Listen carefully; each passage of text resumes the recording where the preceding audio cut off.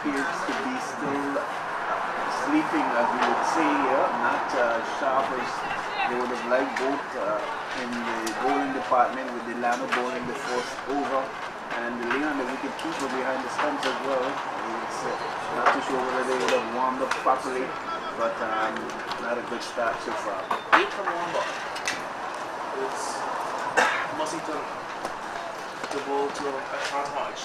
This one is a much better ball there, right about the off stump line, and Sean can only block this with the short extra cover for no run. So now I have 8 for 2 deliveries, as it's Delano Mussington. Here's the ball, red number 1 is back. You have seen he's had a very up and down season. He's not been at his very, very best, but he's been pretty good. Mussington to bowl to a short punch. This one shows that the off stump driven beautifully past point. That's going to raise up to the boundary for 4 runs. He jumped around the back and placed it past the backward point fielder who had no chance there. That's 4 runs to a short punch. Beautifully played there past backward point. Dissecting well, not really dissecting the field there, the field down that third man there in Hughes.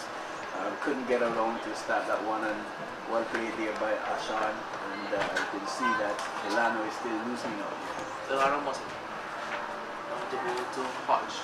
This one is short and driven again, this time maybe off the outside edge down towards the third man, and Sean's coming back by himself, and good thing he looked up and realized, because him and Landville have been stuck at the same end.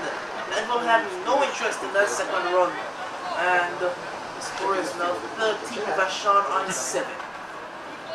Yes, Sean has to be aware of who he's running with, really, and there's no way Landville was looking to get 2 runs out of that for sure. Back was actually turned when Ashan was heading his way down the wicket. Here's Mussington down to bowl to Landville Harry. So Landville's looking to cut, and the one goes very high, and they scamper through for a quick single. So Landville has his first run, and the score is now 14 for no loss.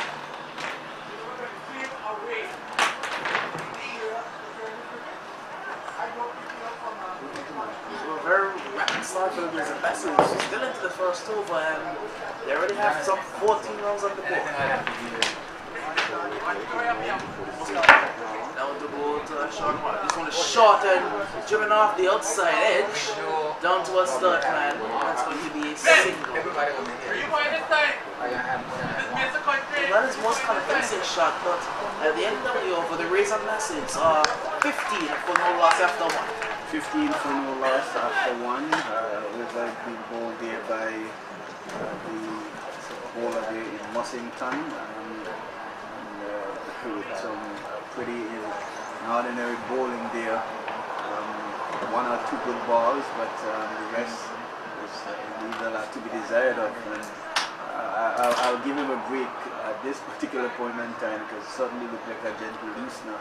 He didn't get the direction that he would have liked, and the batsman there in Hodge, making good use of what was given, the opportunity for scoring that was given to him, and good start, 15 off of the first over.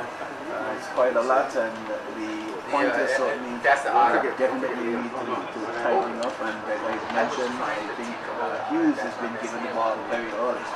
Yes, and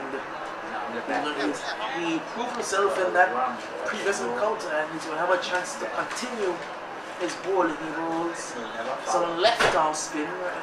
Not sure if it's off spin or leg spin, because his action is very unique, as I would like to put it, but he does bowl some very good areas. Not too much turn, but he's very accurate, this Carlisle Hughes.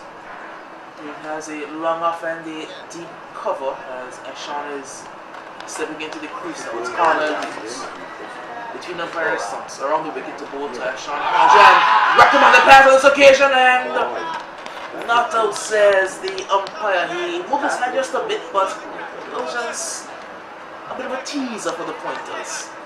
Carlisle Hughes again, very accurate to start off with. Hughes into both Sean is driving this one to short extra cover. That will be no wrong. A very good stop by Carl Hughes so far. Seems to have picked up just where he would have left off in the previous match, right bang on target, first ball. Hughes. Between umpires, now to go to Sean Hodge. Hodge is forward, this is coming off the inside edge.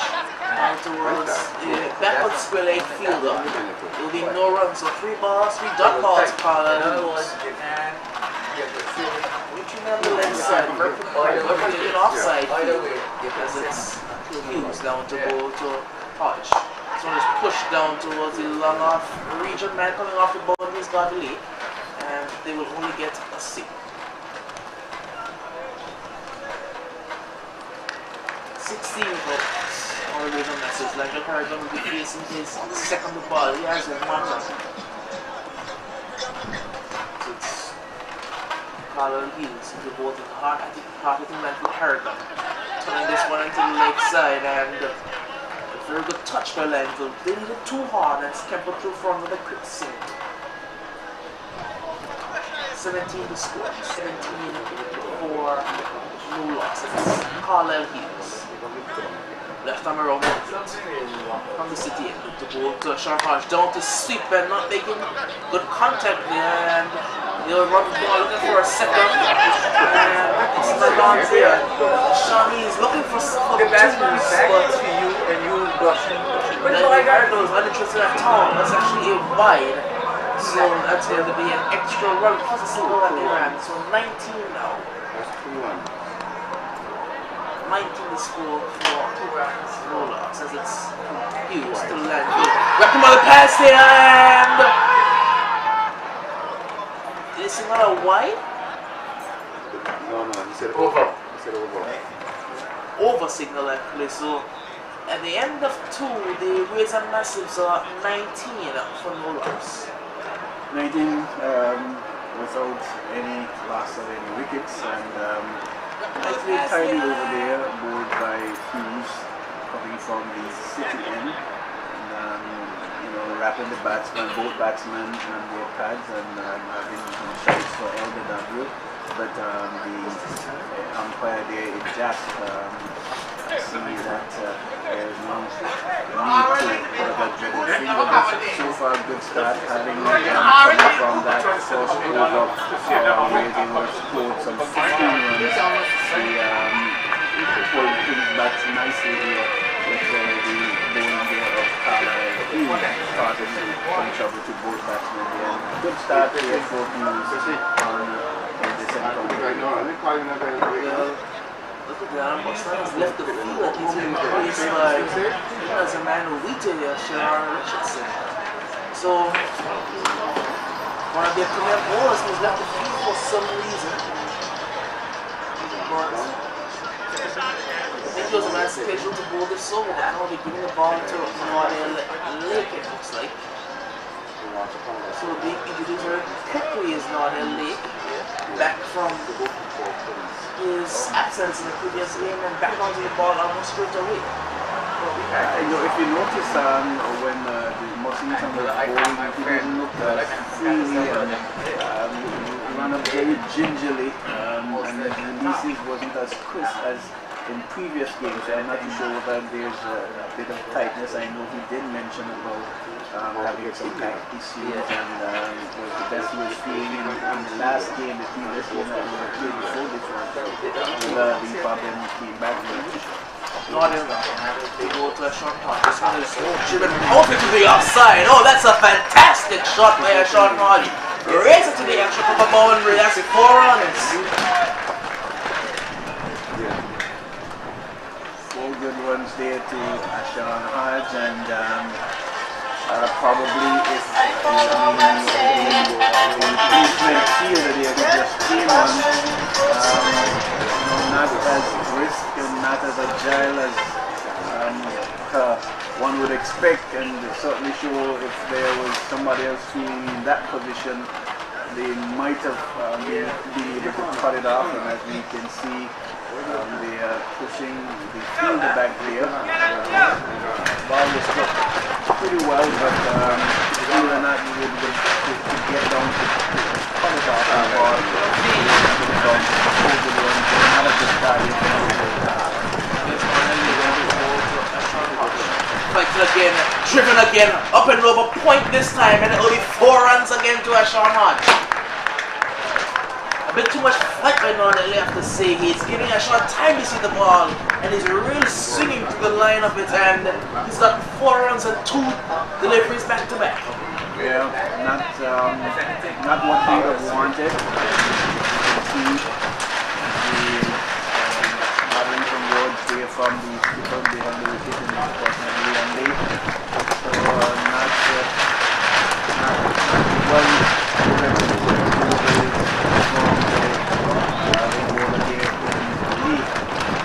that he usually holds not more tighter than this not a good start. He's a bit too full. He's giving Sean a lot of time because he's full and he's fighting it up. But we want to pull it back and send it to the up faster because he's giving Sean a lot of time. Late now to go to Hodge, and that's a much better line of length, but they want a very quick signal here. The level character standards. That's going to be 1 more run. Sean is on 18, that was on 2, and the Rays and Message are 28 for no loss, and the Rays are going number 3. Yeah, 28 for no loss, and Lee, with the Landfill, that will put this one to the onside, still got a pick single. They're going to overthrow, but good back and back there on the offside. 3. It's a deep mid-wicket, and they all run on. Northern League, Landfill on 3, scores on 29. Northern League with the ball to Sean Hodge. She's back and cutting this one through the offside. That should be 4 more runs there. Another fantastic shot there, and 4 more runs. Scores on to 33, and Sean is quickly into the 20s, on to 22.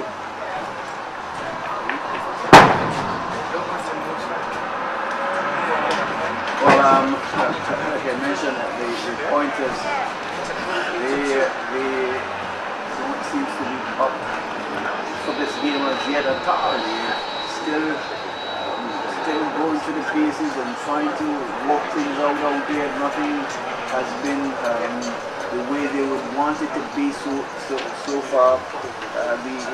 We are just still not completed the 3rd over as yet, and 33 on the board is a hefty start and a huge start, good platform. The ball to Sean Hodge. Look at this, back on the pass on this occasion, but going down lakeside. And that's going to be no run. So at the end of 3 overs, the Rays and Massives are 33 for no loss. 33 for no loss, and going at 11 and over is really high quality here. But the pointers, they will certainly need to get things going as we see Mussington comes back to the field now, so they're going to have to just maybe a battling break or in the case maybe he's back out there on the field, and you see the captain there in Lake and Walker just trying to put heads together, and there comes Robert as well, and one of the vets as well in the team.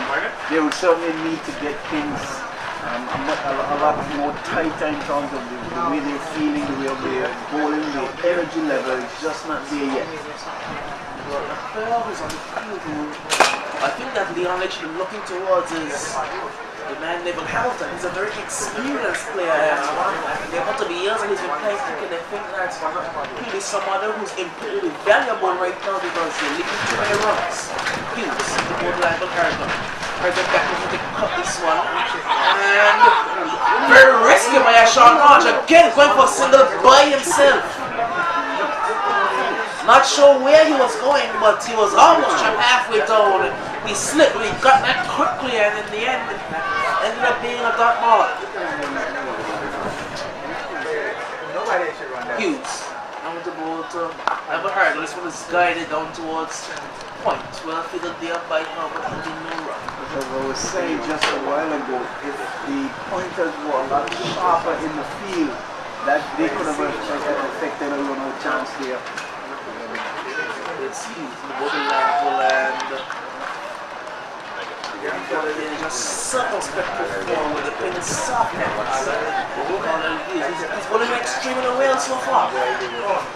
He's been the one ball out, and he's been very economical. Hughes at the bottom level, and again he's forward circumspectly and blocking this one barely off the pitch. So he doesn't want to take on Hughes. Hughes again into ball to left and hurt. And again he's forward and circumspectly pushing into the offside this time. So 3 very good balls and 3 well respected balls for Anguila. Yeah, Hughes is just putting it there, in there, just teasing, just that right length. This is turning out to the outside. Again with touch and they finally get a single in comparison. So he's on to 4, he's scoring number 34 at the end of the 4th over, 34 for no loss. 34 for no loss, and a good tight over there again from Carlisle Hughes. As I say, good afternoon to Calvin and all the fine folks there listening. The nice tight bowling there by Hughes coming from the city, and again just teasing the batsman and just putting it there on about tempting the batsman. He's between whether to drive or whether to just play it forward defensive shot to those balls that he elected to do, and just turning it into the inside there where the fielder, the Netherlands, done a little bit sharper mark and was able to pick up a single and maintaining the strike. But as I was saying earlier, if the blowing point pointers we saw there where they could have had a run-out chance of being the batsman there, because Ashan, he's already scoring a good tick. They could have had him out if there was a lot sharper, as we see Nardell coming from us. Nardell down to ball to level Hurt. So I just wanted to the outside power flip.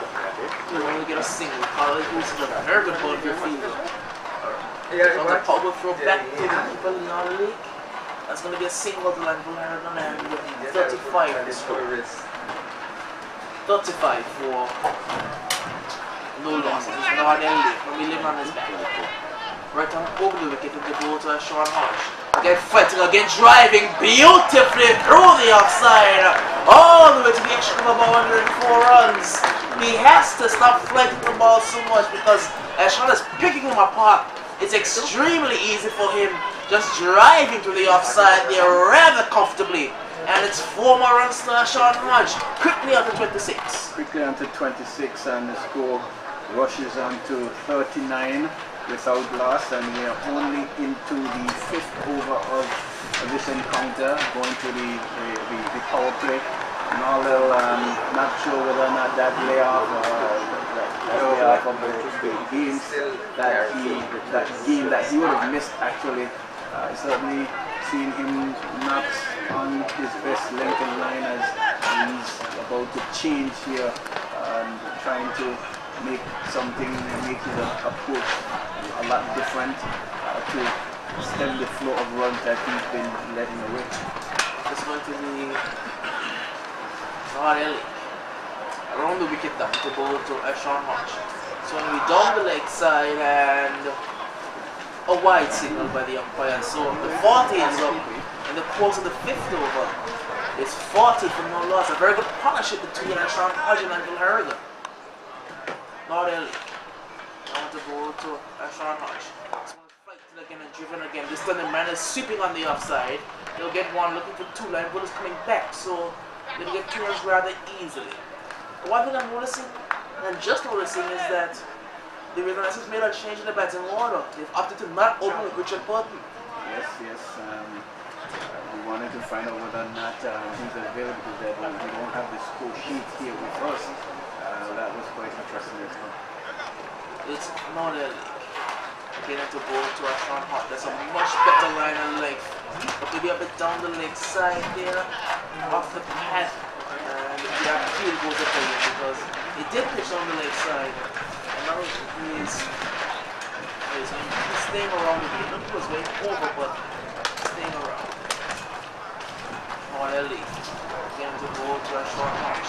a much better line and length there. A lot faster, and it dropped in about middle stop, and Ashan was forward and could only push it down the ground. It's late again.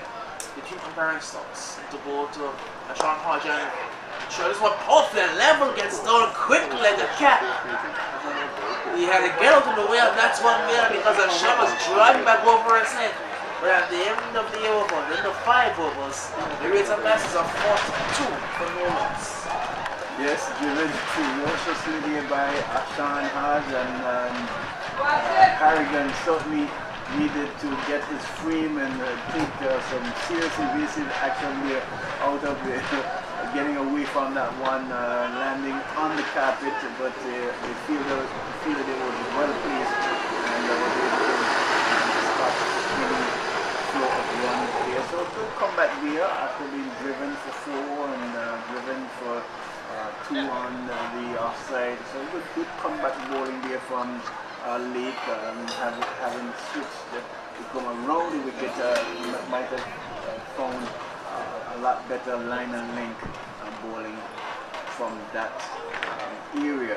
As we see, Hughes continues now, whether they're going to bowl him out or not today, but he has been the pick of the bowler so far in the bowling lineup of the pointers. Just start over, so far like this. Between umpire steps in the ball to line, but Harrigan, this one is driven.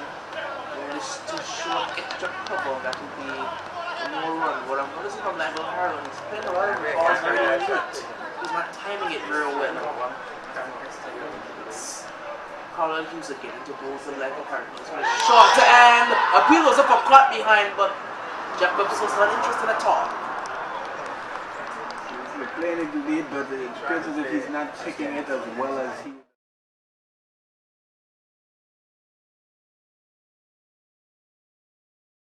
Ball to Langford Harrigan again. He is this time on the back foot and pushing back down to the bowler, so he can't really make out what's going on with Carlisle Hughes. Again, it might be his action, maybe how tall he is.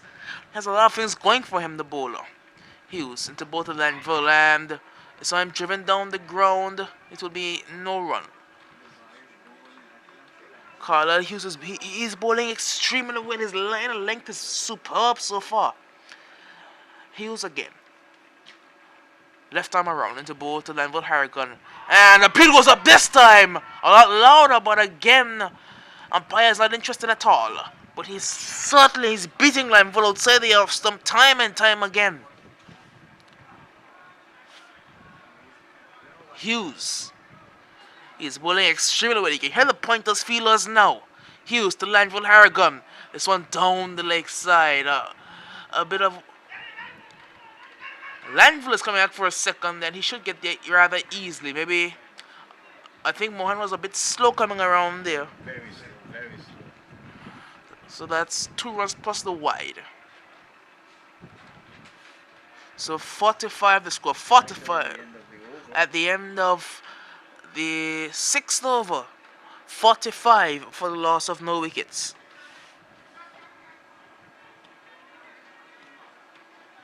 Yeah, 45 for the last of no wicket. They're just trying a bit down the leg side there was Hughes, drifting away from that nagging length that he's on, that causing a bit of problems. Well, I would say to both batsmen, because they have not been able to get him away. The batsman there, in this case, Langford Harrigan, not being able to pick him and play him as fluid and as flowing as he would like, because he has that, he's not that loopy and he's not flat, and he's just in between that speed where the batsman is having a bit of a bother in getting Hughes away. So good start and good bowling here from Hughes. Yes, you have to wonder where he was all tournament, because he's only got a chance to bowl in the last 2 games. He's pretty much been stood on the square leg boundary and for the entire tournament, but he's such a very good bowler and provides variety to the pointers attack, because they have an overabundance of right arm spinners, but he's a left arm spinner, so provides a bit of variety. But the power play is over, some changes being made in the field. They have a deep cover, a long off, a long on, a deep mid wicket and the backward square leg, the man outside the circle. Northern Lake around the wicket between umpire and stumps. Into ball to Ashon Hodge. Ashon is cutting this one, looking to get past, backward point and does so. Gets past, I believe. That's Hobart down there, and they'll get 2 easy runs. Ashon is on to 30. Into the 30s, Ashon Hodge, and the score is 47 scorer, 46. With Landville on, I believe, 7. Score is 46. Yes, so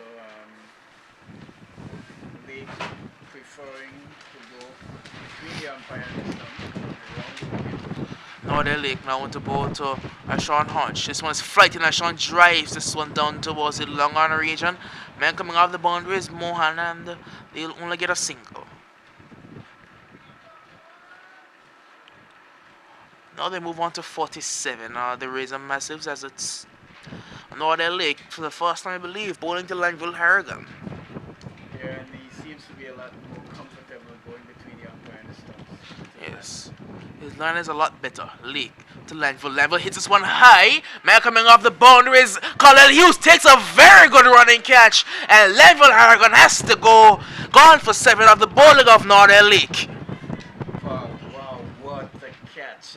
Hughes has been very impressive in the outer field, and that one I thought it was just going to die on him, but he judged it well, ran it, and took a wonderful catch here to dismiss the batsman there. Landon was just trying to put up his arms there to go only to find Hughes on the boundary there, who really took a good catch to dismiss him. As he's such a good fielder, is Colin Hughes, and you pretty much can't keep him out of the game because he bowled extremely tight over and then took a very good catch. Well, it'll be, I think that's Richard Burton who was coming into the middle now.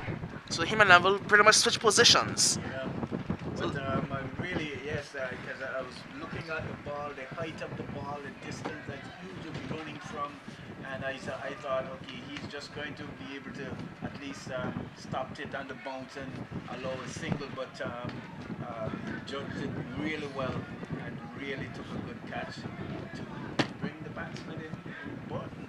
And as you would have said, the switched position, so to speak. Langville only contributing this time some 7 runs to the 47 that's been scored by the Razor Massive, but they themselves, even though they would have lost the wicket of Langville, they have got a good platform in which they can launch a serious attack. We are not close to the halfway stage as yet, and they are 3 runs away from the 15 mark, and so a good start for the Razor Massive, but equally so good comeback from the 1-point pointers as well, because when they would have started their first 3 overs was really terrible. We thought that they were going to be chasing somewhere in the likes of 190 to 100. Yes, man.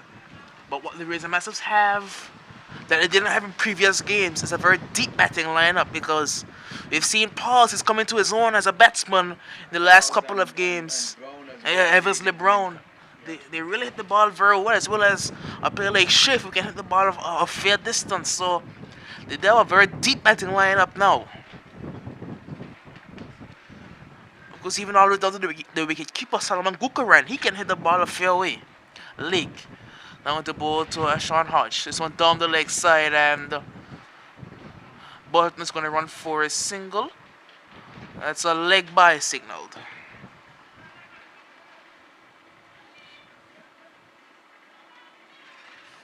So it brings the new batsman Richard Burton on to strike.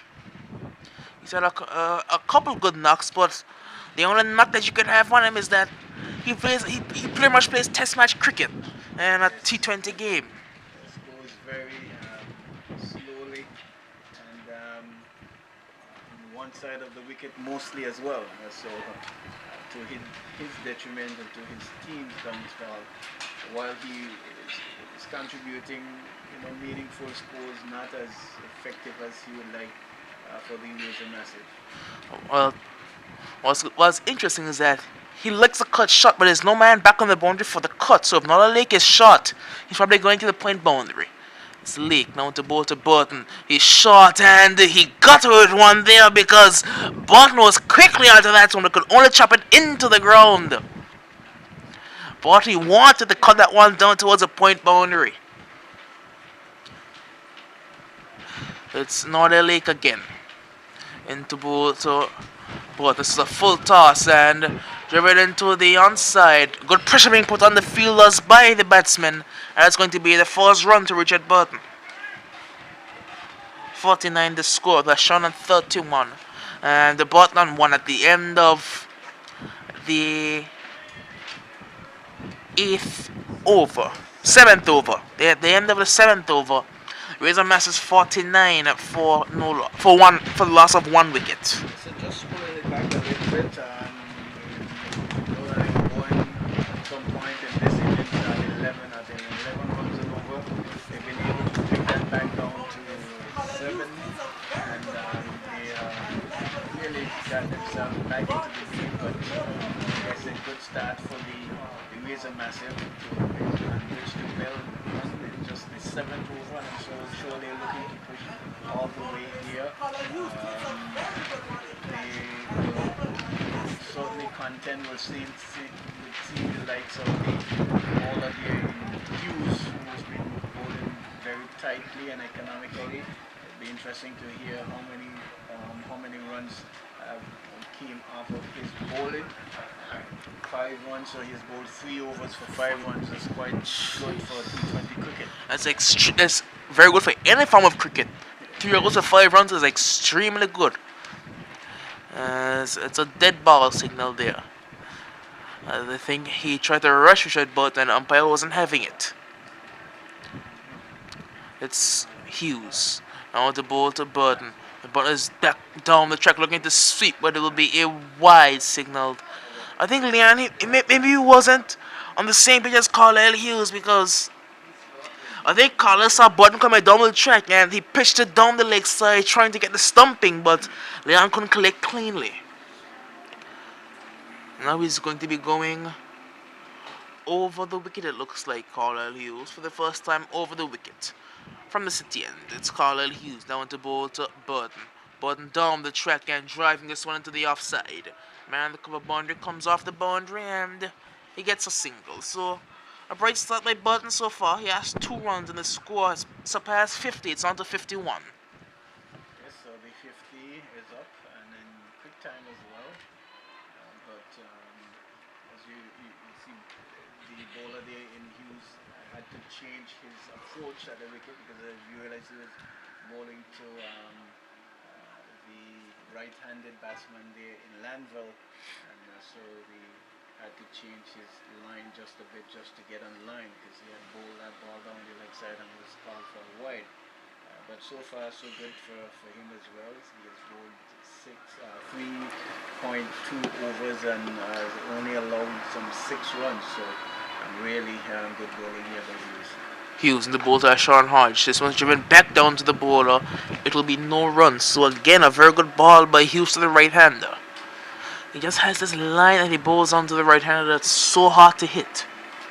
Hughes again to Sean Hodge. Then he's back looking to cut through the offside. They'll get 1, looking for 2, and that's very good running by these 2 batsmen. Again, Sean, he has a much quicker partner with him now when Richard Burton, and he gets 2 runs, and the score moves on to 53, I believe. 53 for the loss of 1 wicket. Good start with the Razor Massives. It's Carlisle Hughes. Now into bowl to Sean Hodge. Hodge is driving this one past short extra down towards long off. Garvey Lake is down and he'll only get the single this time. Good walk on the boundary by Garvey Lake. So Sean is on to 34, the score on to 54.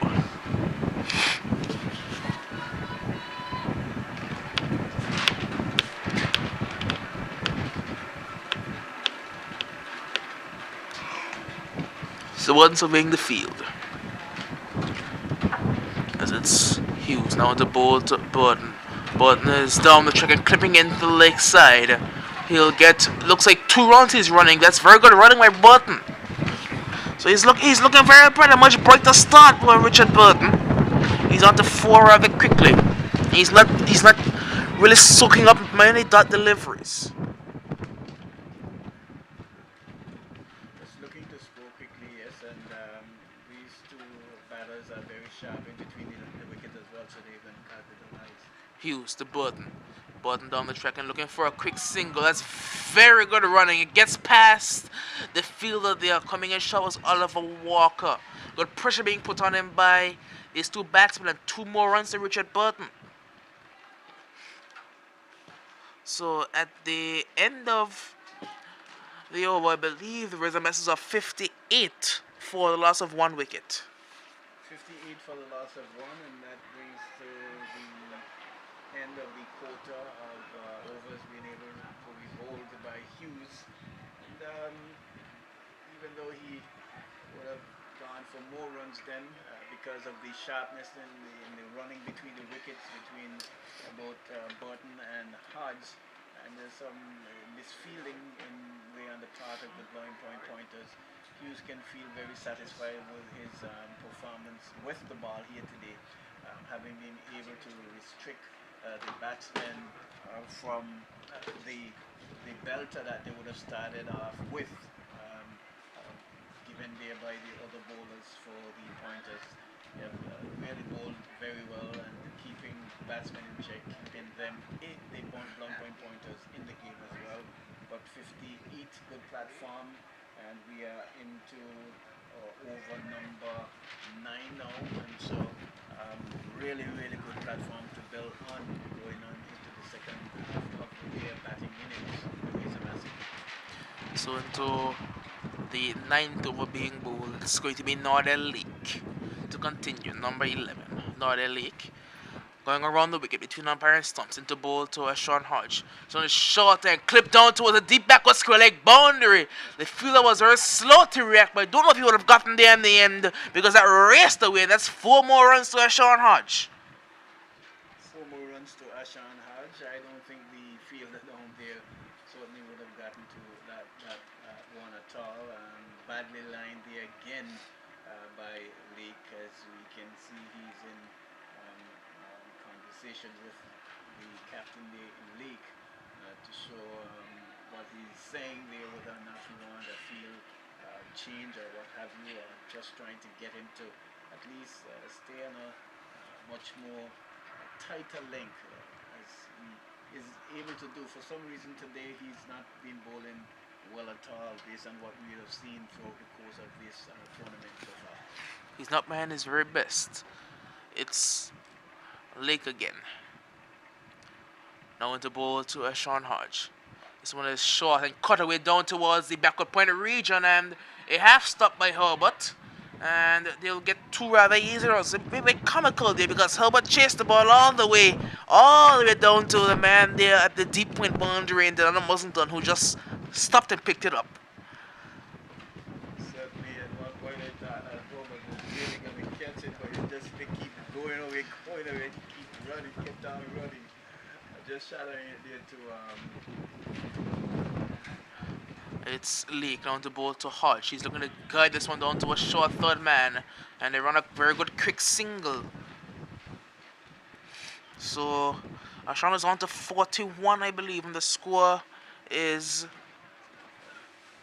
65. So Sean is moving very quickly. He's in the 40s, and the score is 65 for the loss of 1 wicket. And now they're changing the field. They know that Burton is not a very strong power hitter, so they bring in most of the fielders. There's nobody deep straight. The only man in a deep sweeper on the offside and a deep square leg. Lake now into ball to Richard Burton. And Burton is driving this one down the ground, and oh, that's rather poor, you have to say there. Extreme, I think that's Prince who's there. That's rather poor. Hamilton, actually, Neville Hamilton.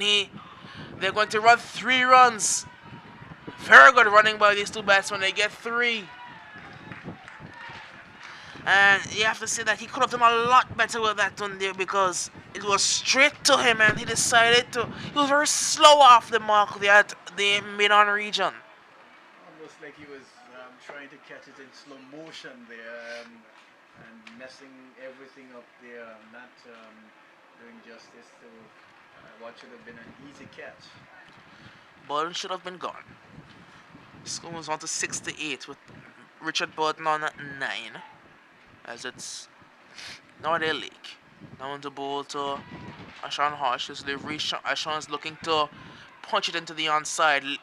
Carlisle Hughes on the boundary extremely quickly. That is brilliant boundary fielding there. There was no chance of a second. Good work by Carlisle Hughes. Yes, and good feeling there. Really bright spot out. The only bright spot I'm seeing out there. I know that the players they're trying their best, but for some reason, the only sharp fielder you're seeing out there is Hughes. Leak down to ball to Burton. Burton drives powerfully down towards mid-on and he'll get a single. A very strong shot by Burton, but unfortunately it was along the ground, so Hamilton could stop the boundary. But at the end of the over, Burton's on 10 and the Razor Masters move on to 70 for the loss of 1 wicket. So 70, and we have only gone 9 overs into this inning so far, and they're going at a really good rate here. When we would have compared to some of their scoring exploits, the pointers not doing themselves any good in the field at all. Putting them catches and misfielding, so to speak. And like I said, we will wait and see. Maybe they're just saying, well, whatever they put up this afternoon, we'll go and get at. You'll just need to bowl out these 20 overs. But for sure, they would want to restrict the Razor Massive to a score of 120, 130, which will be gettable. They will certainly need to do a lot better in the second half of the 10 overs that they will have to bowl to complete the 20 overs. But with Josiah John out and Omari Banks out, 2 out of what's been really a big 4 of batting, they are out, so they're going to heavily depend on the wicketkeeper and Captain Leon Lake and the new bowler and Oliver Walker if they want to chase whatever total is put on the board by the Razor Massives. Alright, now it's looking like it'll be a rather sizable total. Yes. Oliver Walker now into bowl to Richard Burton. Burton is down the track and driving powerfully down towards long off. But Northern Lake is on the boundary, so they'll only get 1 run. But Burton is looking very good so far. He's not playing his natural game. He's expanding his shot playing ability, and he's looking very good. Yeah, looking a lot more purposeful, a lot more playing with a lot of urgency, as if to say, well, I'm not batting here until tomorrow, looking to score quickly and to really put runs on the board. So whether that is due to the start that they have gotten so far, possibly maybe they've actually have a coach now in Reggie, and certainly sure he has been tasked with. Walker now to bowl to Ashon Hodge. This one's turned quickly into the onside, down towards square leg. They'll get a single.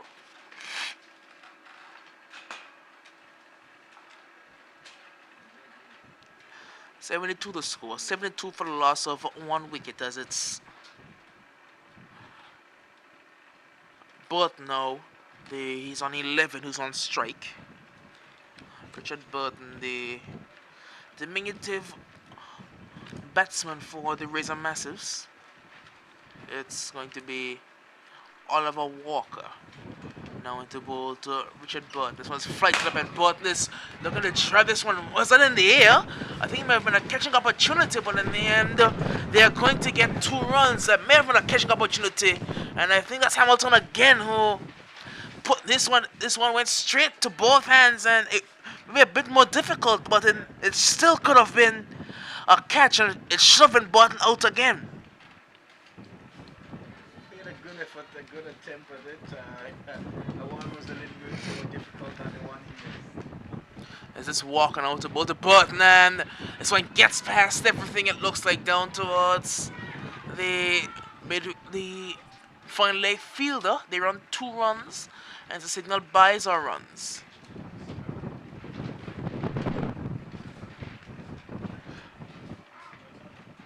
I think it's runs. Make him off the bat. So 76, but moves on to 15. 76 now for the loss of 1 wicket. As it's Oliver Walker into ball to Richard Burton. Burton is forward and pushing this one. That's well done by Burton. He sees a very large gap there, straight inside the circle, and he just placed the ball into it and ran a quick single. He's quickly on to 60, and the score is on to 77.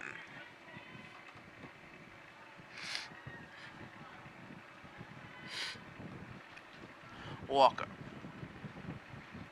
Now into ball to Ashon Hodge. This delivery, Ashon is driving this one, elevated down towards long on. Maybe more of a chip. And they're going to run 2 runs. Good walk by Richard Burton. Ashon took off and Burton was quickly behind him, and he's on to 45. And the score is on to 79, and I think that's drinks as well. Yes, so the halfway point, the Razor Massive batting first at the James Ronald Webster's Park here. This is what we could probably judge a grudge match, so to speak, between these two teams, because the third place and fourth place player has already gone with the Razor Massive winning, and they've decided that yes, let's do another one and see who is certainly the better team, because we know that we will be better than you. That's what the Razor Massive saying here this afternoon. The Blowing Point Pointers, they're certainly saying differently, but at the rate of things going, 79 for one in the 10th over, very good going there by the Razor Massive, and I'm certainly sure that they are going to look to press on to a big total here this afternoon. And as we look there, we're seeing where the manager in Reginald Carty there, speaking to the captain,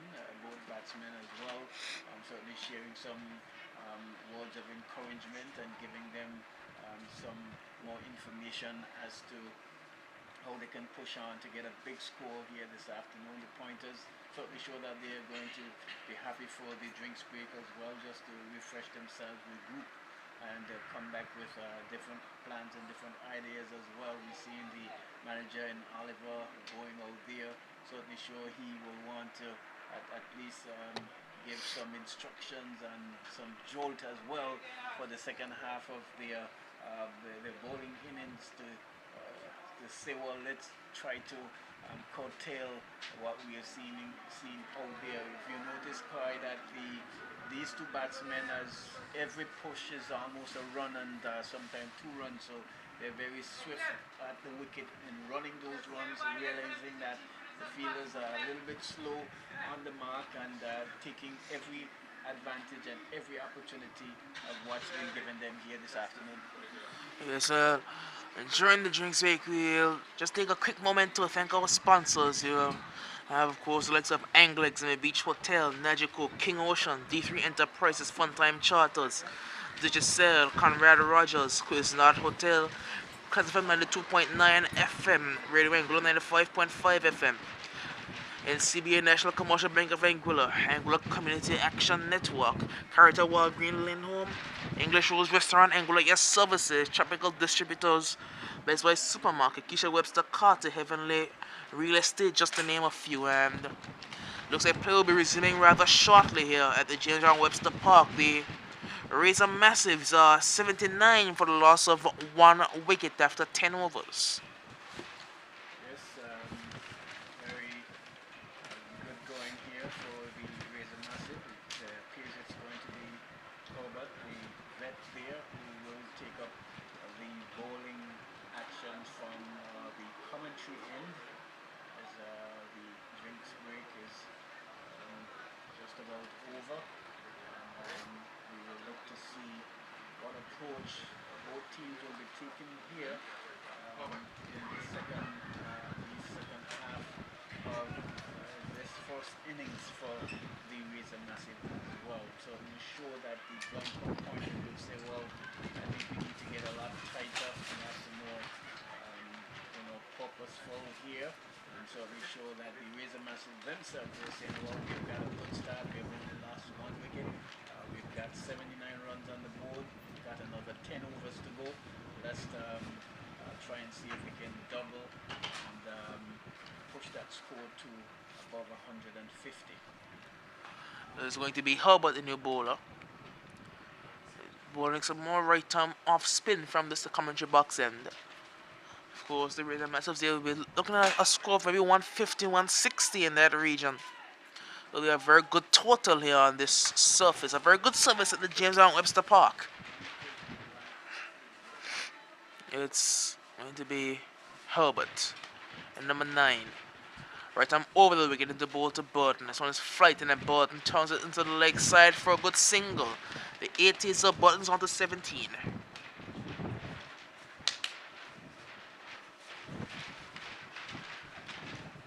$80 for one of the Razor Massives.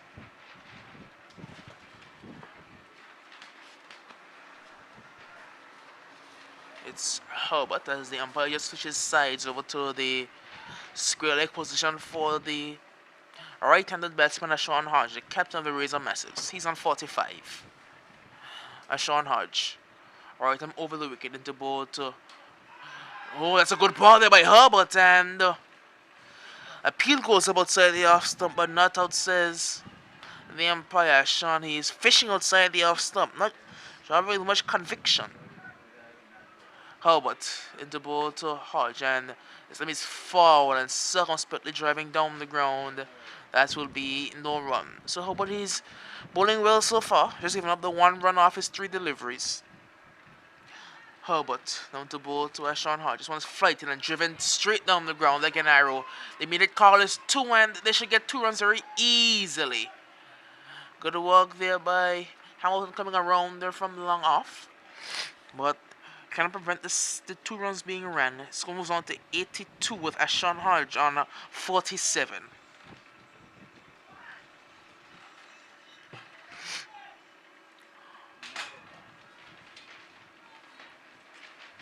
Herbert. Now the ball to Sean Hodge. This one is flighted outside the off stump, driven powerfully down towards long off. They run 1, looking for a second. Burton is on his bike, moving very quickly. Richard Burton. He's supporting the on strike batsman very well. And Sean is on a nervous number. He's on 49.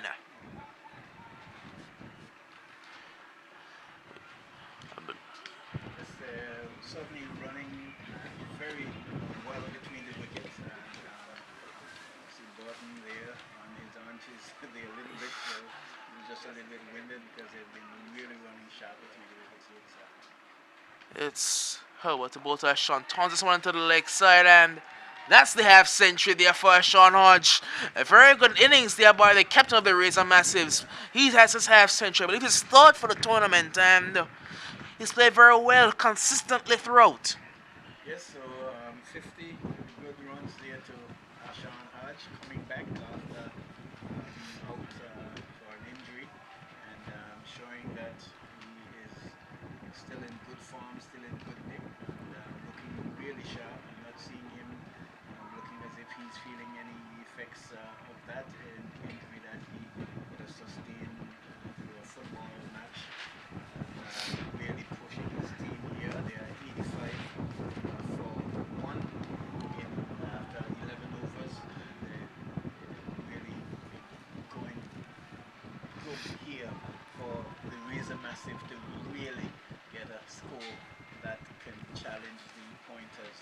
Like you said, they are missing the likes of Mari Banks, who has been a great contributor to their run scoring, but we'll see. It's a good time for Oliver Walker to come good. It's going to be Oliver Walker. Now the ball to Sean Hodge. This one is driven straight down the ground. Man coming across his Garfield Lake, but he can't do much about it. That's straight into the boundary. That's 4 runs for Sean Hodge.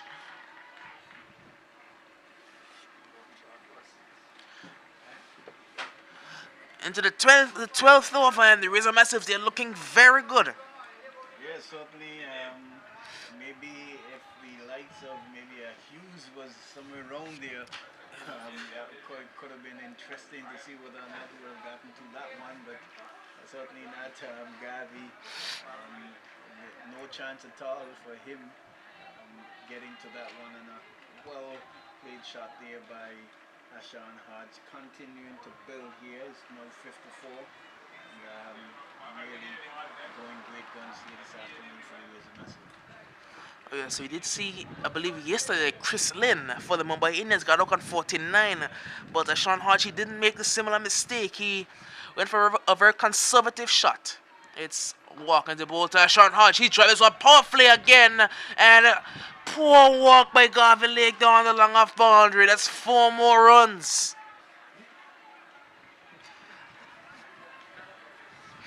He waited on the ball to reach, and when it reached, he just wasn't able to get there. He's not Aaron Walker standing with his hands akimbo out there saying, oh, what is going on here? That should have been a catch at least, and making no attempt at all. Not even to stop the boundary. Not good work down there on the long off boundary there by Gavi Lake. Certainly should be doing better at this juncture. Yes, and I think that Alva Walker's going home to have a conversation with. He's going for the ball. The ball stops rather short there, and Alva Walker, the ball had to run all the way to mid-off to pick that one up. Not too sure. I noticed that Nadal has switched positions with Gavi. Not too sure if that's a good thing, because I'm sure Ashan could hit one in his way as well. And this one is turned into the leg side. A much better ball there, a lot faster. And Ashan could only pick up a single. But quickly the score is on to 94 with Ashan on 59 and Button on 17. Yes, I'm certainly going to say, I'm certainly sure if Ashan decides to hit it on the onside in Gavi's direction, what will happen again? But the Razor Massive have started the second half of their innings and looking like they really want to push on here. The Pointers, they themselves will have to try and see if they can have other ideas to curtail that.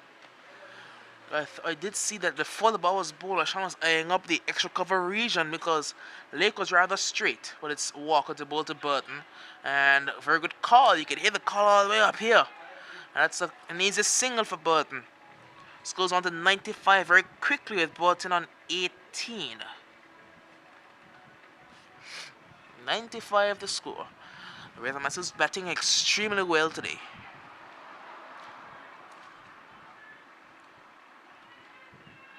Oliver Walker, the one they call Screechy. Right arm over the wicket into bowl to Sean Hodge. And another quick single being taken and ran very well. This is fantastic running by these two batsmen.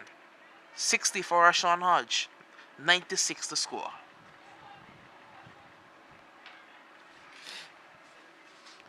The only wicket to follow has been Lenville Harrigan, who was caught by Carlisle Hughes of the Bowlingers Nordale Lake. It's Walker now to bowl to Richard Burton. Burton is driving this one down towards the long off very powerfully. That's going to be a single. They're going to come back for 2. That's lazy by Garvey Lake. Extremely lazy on the long off boundary by Garvey Lake. He was casual getting the ball back in. Extremely casual. And they ran for the second run. Yes, he has been casual all afternoon here, and not really helping his team at all. And it's not really a batsman that I've seen in this tournament so far. I can say, well, okay, he certainly can get those runs back. You know what I'm saying? And certainly sure that Walker, knowing the competitor that he is not satisfied at all. But as we see the heads coming together, Delano there is talking to the captain in Leon Lake. They're both throwing hands in the air. Not too sure whether that they're discussing Gavi.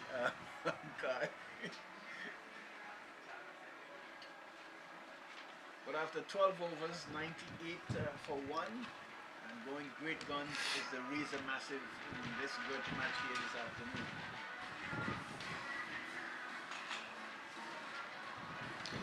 98 for the loss of 1 wicket.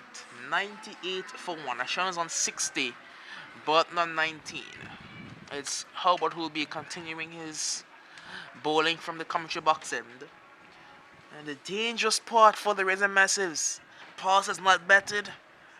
Brown has not batted. And of course, Rolando Wright, he's not batted either. They have so much batting left in the pavilion who can send the ball a fair distance. And now we're seeing the London Boston is going off the field again. So it's going to be a week to make his way back onto the field for the pointers.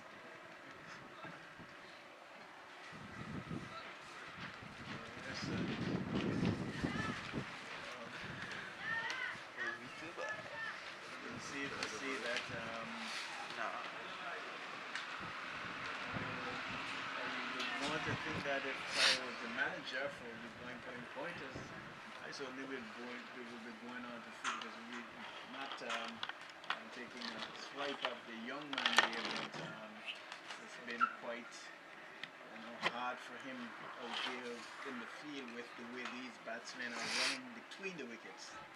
Hobart now on the ball to Ashan Hodge. Ashan is back and driving this one through the offside. Wheatley's trying to come around there but won't pick this one up. The man comes off the boundary. A bit of miscommunication in the field and Ashan just gets back there.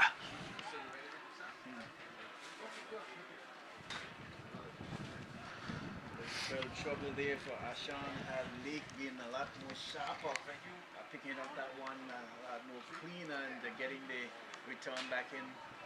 Swiffer certainly would have seen buttons there for Hodge. It's going to be Hobart. Right time over the wicket. Now on to bowl to Burton. This is where Burton is forward and push this one to the offside. They'll get a single. Good work by Burton. He's on to 20 rather quickly. By his standards, he's on to 20 and the score is 100. The 100 is up for the Razor Massives with only loss of 1 wicket down.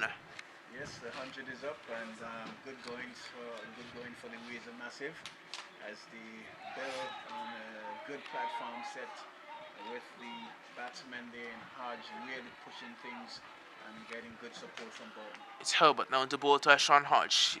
This one is driven down towards third man. They'll get a single. 62 the score. 62. Scores on 101. Ashan is on 62. Burton is on a 20. Herbert. They're going to be bowling over the wicket to the left-handed Richard Burton. This delivery, Burton is back and looking to cut this one. Gets it down towards the man on the point boundary. They're going to run 2 runs. That's a very risky. He hits a stop. Carl Hughes. That is absolutely brilliant. You don't run 2 on Carl Hughes. He hit that one there with absolute precision. What work by Carl Hughes. That is brilliant. And if there was anybody on the field who have gotten the breakthrough for the pointers, it had to be Carl Hughes. And if the batsman there in Burton and Hodge was realizing who the ball was going to, they could have done themselves better to say, well, I don't think I'll chance this brother here because he has been excellent, he's been exemplary in the field, really putting in all his effort. I was thinking, I'm saying, is Carlisle going to let them get 2 runs here? And the direct hit from some distance out really shows what he's capable of and what he has been doing for the Blind Pointers here. And really good work there. And Burton, I'm certainly feels a lot dejected going back, but really some good work to the young man there in Carlisle Hughes. It's going to be right on the right. He's getting some kudos, some high fives here from the spectators who are in the stands here this afternoon witnessing this encounter. Good work to Carlisle. That was absolutely brilliant. He was off the boundary in a flash, and to be moving at that speed and still Still be able to hit the stumps. He was aiming at one stump because he was coming off the square leg boundary. He had one stump to aim at, and he absolutely hit it. Certainly need to go back to the replays for that guy. I thought that was right up there on the international standard of things. I'm certainly sure that his team will be feeling very proud as well, because these two batsmen were really squeezing every run that they can get out of what's been given to them here this afternoon. Button goes to 21. Run out there brilliantly by Carlisle Hughes. New batsman is Rolando Wright. It's going to be Herbert. Bowling right arm over the wicket into ball to Wright. First ball, Wright is forward stylishly in his usual manner, and it will be no run. And it goes over number 13. It's 101. Right, now to bowl to... It's Herbert to bowl to Wright, and Wright is turning into the leg side for, again, no run. So at the end of the over, the Razor Masters are 101 for the loss of one wicket. And the next voice you will hear is that of Remy Minette. 102 for the loss of two wickets. Just seeing the brilliant performance there run out by the fielder there in Carlisle Hughes. They're really putting in some good work here this afternoon. He has been real exemplary there in the field, both with the ball and in the field as well. And as I say, good afternoon and welcome to the Minutemen. Yes, Tony. So happy to be here. It's such a beautiful day for cricket in Anguilla as the T20 Premier League continue. Today, for sure, it's a very good game we get so far. There is a massive will want to take this one home. So do the Pointers. Tony, you'll go ahead. But the thing about it is that you know, as we see Dylan Mussington coming back onto the field again, it seems as though he's, you know, has a bit of a niggle, so to speak, and has been off the field on two occasions here, and he's just coming back, you know. But so far, yes, the Razor Massive, they have a good start and prepared themselves well where they can. As we see Walker coming from the city end, he is going to be bowling to the captain there in Ashan Hodge, who is on 62. Here comes bowls to Hodge, driven down there on the offside man on the long off boundary, comes in and field. That's Hughes there, and an additional one there to Hodge. 63 to 103 in this grudge match encounter here. It's Walker from the city end again, tosses the ball from hand to hand. Comes in now and bowls to Wright. Wright drove that one down there on the mid-wicket boundary there. That fielder down there. And is that Hamilton? Prince. Prince, yes. Prince down there in the mid-wicket boundary. Picks up and tosses it in. Only one run. Wright is after mark. Here's Walker again. Comes in from the city end. Bowls to Hodge this time. Hodge chips it into the onside there to the fielder there, Mussington, who just jogs across fields and tosses it back to the bowler there in Walker. It's going through his over quickly, comes bowls to Wright, and Wright pulls over there the mid-wicket boundary. One bounce into the bowler there, Prince, and it's another run there to the Razor Massive. It's 105 for the loss of two wickets. Yes, here is Walker again. Bowls to Hodge, and it's a peel there for caught behind, but umpire Jack down there unmoved. Minute, your thoughts on the match so far? Yes. Here is Yes. Yeah. So far. With the final ball of the over, tosses it up there, played just gently back to the bowler, who attempt to shy at the stump, and there is no run. End of the over.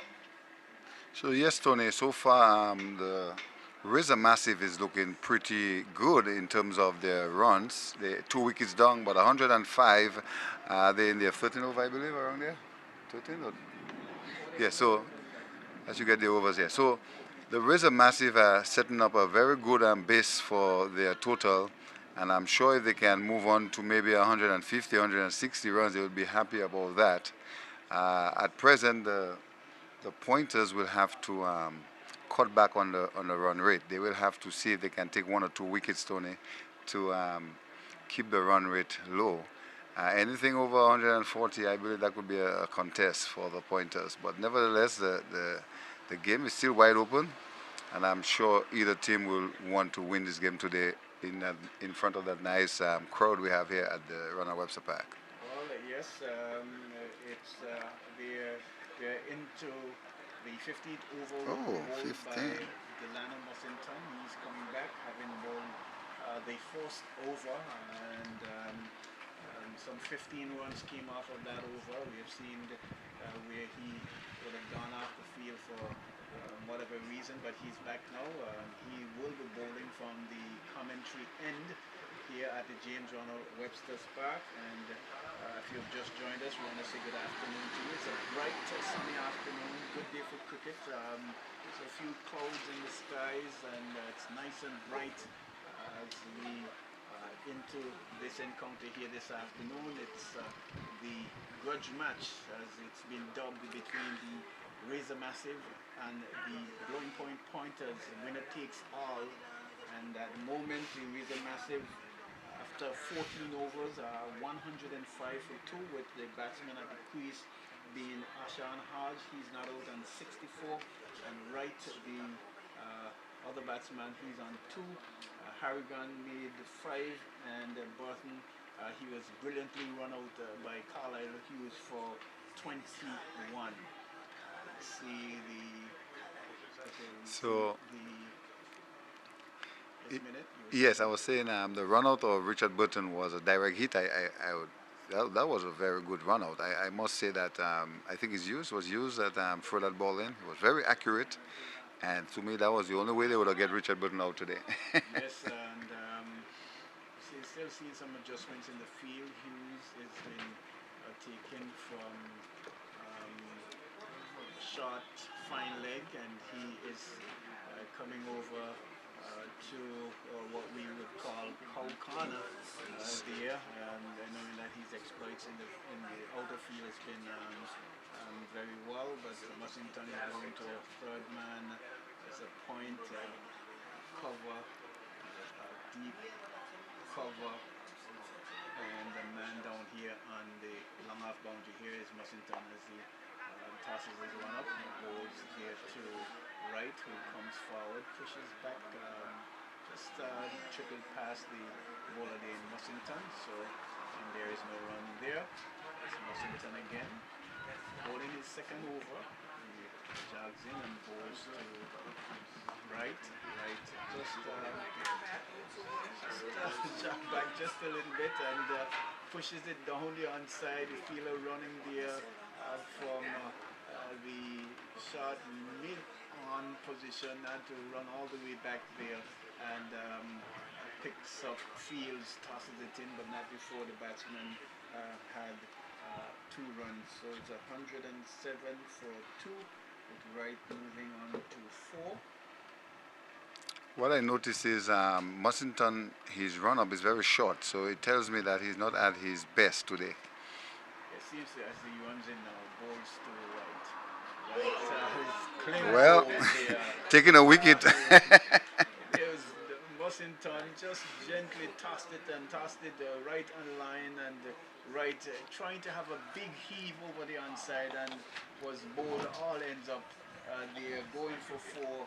Beautifully bowled there by Mussington, and giving the pointers their 3rd wicket, and in over number 15 score 107 for the loss of 3 wickets. Yes, Tony, it was a very straight ball, not fast. As you notice, Mussington has been bowling on a short run, just wicket to wicket, and Wright just played right over the ball and was comprehensively bowled. I must say that it's a good wicket that come in a good time, Tony. 107 for free.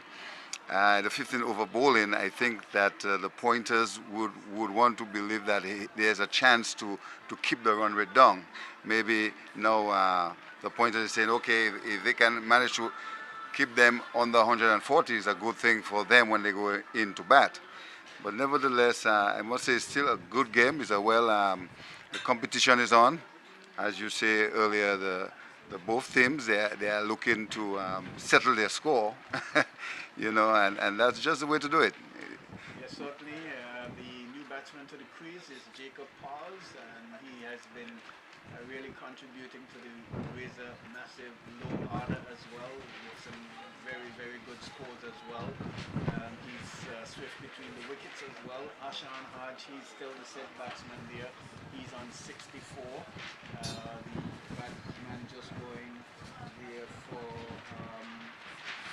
there was Wright being clean bowled there by Delano Mussington. Mussington coming back after bowling his first over and taking for some 15 runs, coming back nicely here and picking up a wicket as well. So far, the Razor massive, they've just gone off the ball a bit. Here is Mussington as he runs in now, bowls to Pauls, who comes forward, drives it in the offside. The fielder there in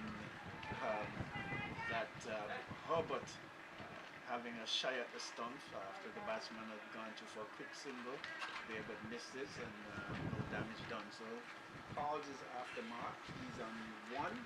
The score moves to 108 for 3 and 108 for 3 in over number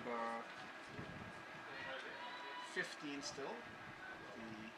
Here's Mussington, bowls to Hodge, who chops it into the onside midfield there by Burton, and the batsman goes through for a quick single. Not good work there by Herbert.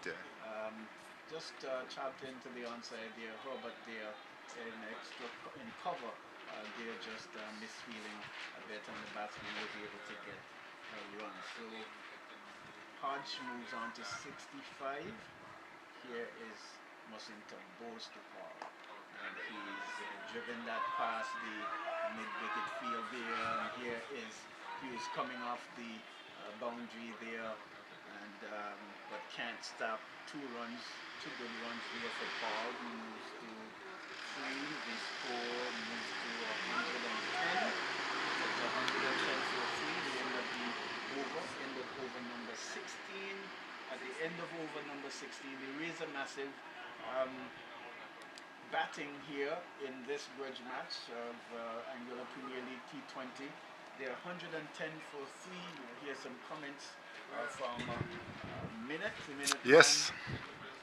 Yes, indeed, Tony. I think that the Razor massive right now, they would be thinking of scoring some more runs. They would want to bring their total at least to 130, 140.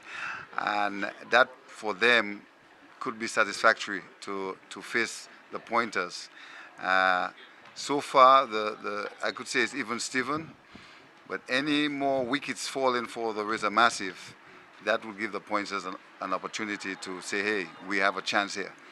But for now, it's a very tight game so far. 110, they will need at least some 20-something more runs to be a little more comfortable for the Razor massive.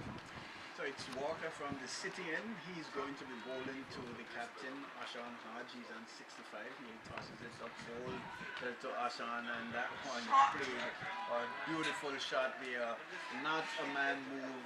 Here is Walker tossing it up, and it was Haj just getting to the pitch of that and just hitting that one over cover and into the boundary for 4. So 4 runs to Haj. He moves to 69, and the score moves to 114 for the last of 3. We are into the 17th over, and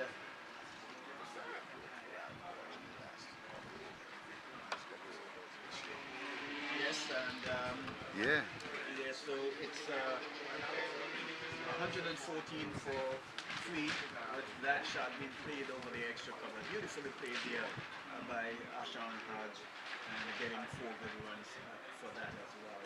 You've got the short third man at point, cover, long off. Here is Walker, tosses it up, and this one is played beautifully over the over the mid-on. Wow. There and down to the boundary for 4. My view is just a little bit obscured here by the cameras in front of me, but that was tossed up and nicely played there by Ashan Hodge and into the boundary for 4 beautiful runs there to Ashan Hodge. That moves him to 73, and the score to 118 for the last of 3 wickets. 118 for the last of 3. Oliver Walker bowling in his final over. Been driven there for the first 2 balls for 2 fours, and so the Razor Massive, they have picked up the scoring again after having just pegged back there just a little bit for the loss of the run out there button. They have started pressing the gas again. It's the captain in Hodge, and he's facing up to Walker now. Here is Walker, tosses it up, and that one is flicked over mid-wicket and into the boundary for 4. Yes.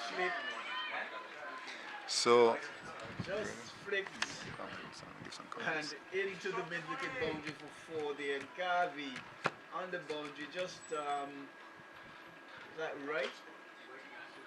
that's Prince. Prince, sorry. Just strolling across just to pick the ball up from over the boundary rope, and 4 good runs. That's 3 consecutive 4s there to Hodge. He moves to 77, sorry, and it's 122. Here's Walker again, tosses it up, and this one is played down to the man there at long off, and it's Hughes who picks up and tosses it in quickly, and the batsman in Hodge picks up another single. He moves to 78. The score moves to 123 for 3 in over number 17. Here's Walker again. Walker tosses it up, this time to Pauls. Pauls plays it on the onside. The man there in Mussington running there from the mid-wicket, just running there, and but not before the batsman could cross for a single. So Pauls moves to 4, and it's 124 for the loss of 3 wickets. The Razor Massive in over number 7. Here's Walker again, passes up to Hodge. He hoiked this one over the long on there, and they fielded down there in Lake. Picks up, tosses it in, but not before the batsman collected 2 good runs. So Hodge moves on to 80. And the score moves on to 126 for the last of 3 wickets after 17 overs minute. Yes, Tony, after 17 overs, 126, the Razor Massive. Ashan Hodge is doing very well. Ashan Hodge would have missed 1 or 2 games after a slight injury of his ankle, but come back pretty strong today to give the Razor Massive some chance of a win today with a total of 126 after 17 overs. I can imagine that they want to step up on the score. The blowing pointers will have to try and keep the run rate down, at least under 150, with Mussington coming back on the attack. I'm sure he'll be looking to take some more wickets. But nevertheless, I must say that it's a very good atmosphere here at the James Ronald Webster Park. It's a beautiful day, sunny. There's no sign of rain for today, neither tomorrow, and tomorrow is going to be something else. So please, we are asking everybody, if you can't come to the stadium, tune in to cricket tomorrow. Is the finals. It's going to be the Beamers against the Super Sixers. So here is Mussington as he runs into bowl. He scored over, tosses it up there to Pauls, who pushes that run down there on side. The fielder in that Walker, number 45, coming around there and fields swiftly, and the batsman can only have the single, which takes the score on to 127 for 3. and Paul's moves to 5. Yes, and with that, I just want to share to you as well, Ashan, he has just passed 300 runs for this tournament, so really doing well. Here's Mussington, runs away from us now, bowls to Hodge, who plays this one into the cover region there to Herbert, who fields nicely, tosses it back to the bowler there in Mussington, and there is no run there. There's a man down at third man at point, man at sweeper boundary, as we see Mussington runs in again, bowls to Hodge, who's flicked this one over there to mid wicket and coming in swiftly. It's Carlisle Hughes coming in swiftly again. and feeling wrist and getting that ball into the keeper, and no chance of a second run. Hodge moves on to 81. The score moves on to 128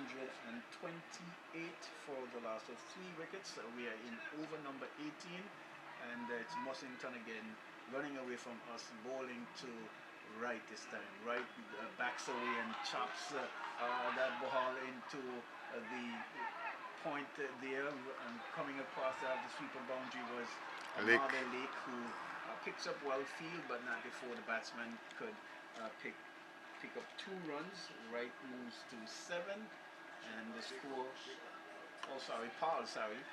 Paul's moves to 7, and the score moves to 130 for the last of 3 wickets. Here is Mussington again, running in, bowls to Paul. Paul this time just stretching there and playing that ball over the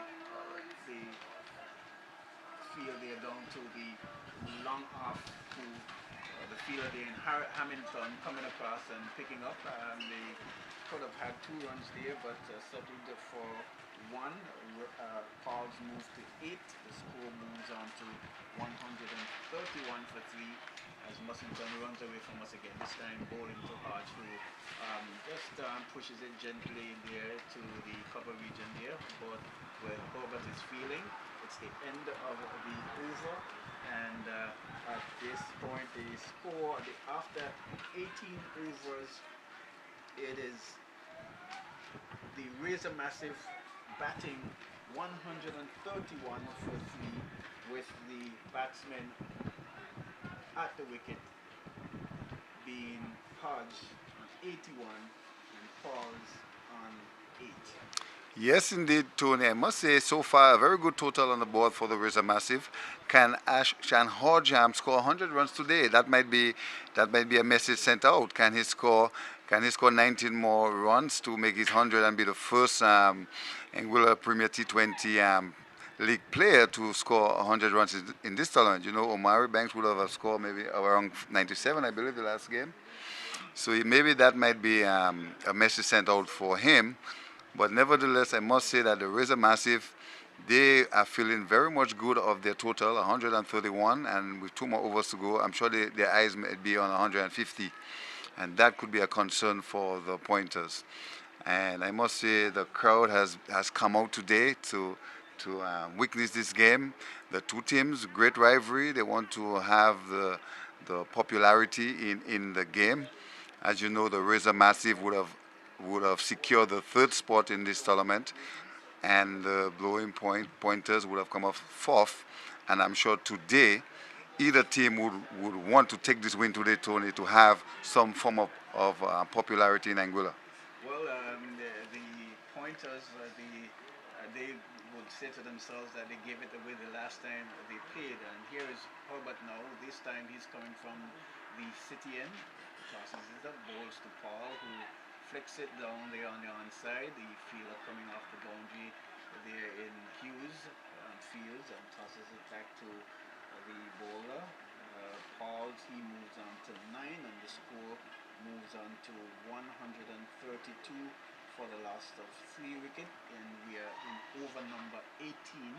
We're in over number 18. It's the Razor Massive. And over number 18 being bowled by Herbert. He tosses it up, and here is Hodge again, playing that one down there to the fielder there again, and on the onside there down on Longan, there is Hughes. He fields, tosses back in. It's another run to Hodge. He moves to 82 and the score moves to 134. yeah, that's it. Oh wow. 134. 134. 134, I believe, yeah.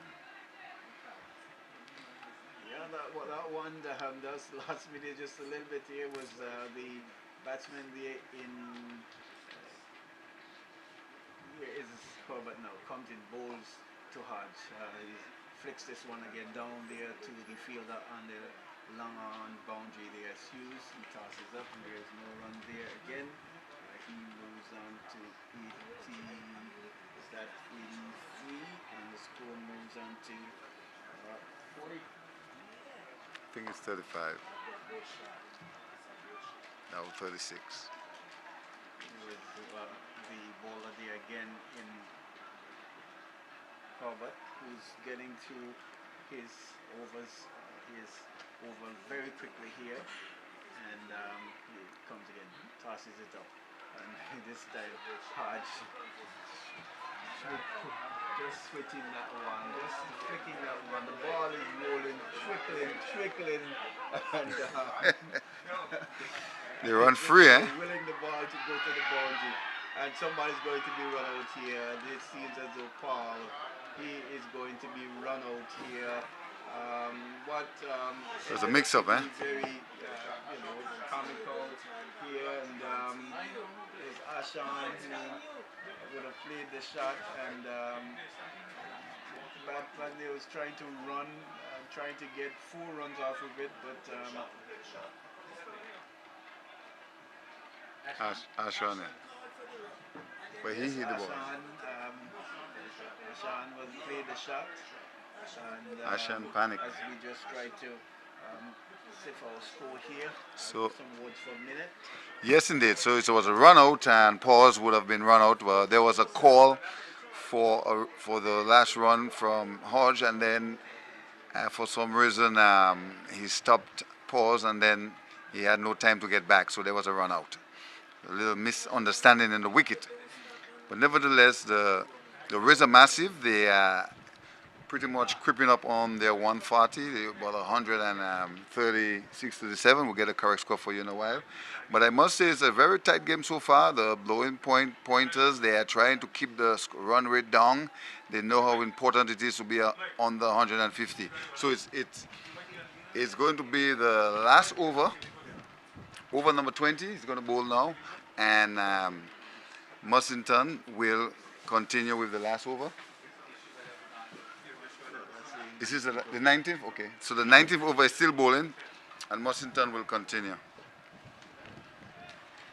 Yes, so it's 141 for 4 with the Wow. batsman last ball there, pause. Here is Mussington running from the commentary end, bowls to Hodge down the onside, and that one is certainly going to be called a wide. And certainly need to bowl that one again. It's 142 for 4. Raise a massive. Get to the 19th over. Being bowled by Mussington. Here is Mussington again. Goes to Hodge, who's driving down the onside there. Bowler coming off the long on boundary there with Walker. Another one to Hodge. Moves to 84 and the score moves to 143 for 4. The new batter at the crease. The keeper again, book. I'm not sure. Yes, let's get that new batter there. Here comes the ball. Mussington, that one has been driven there to cover the fielder there, coming off of the cover boundary, and 2 runs there to, that looks like Acumel Rogers. Aquino, that's Rogers, like yeah. Rogers. Yes, a good shot there by Rogers, getting off the mark and getting to 145 for 4 with the new batsman there, Rogers, getting off the mark.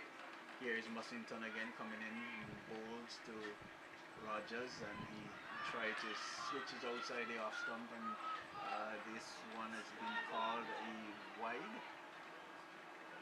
Yes, so it's a wide there, and so the score moves on to 146 for 4.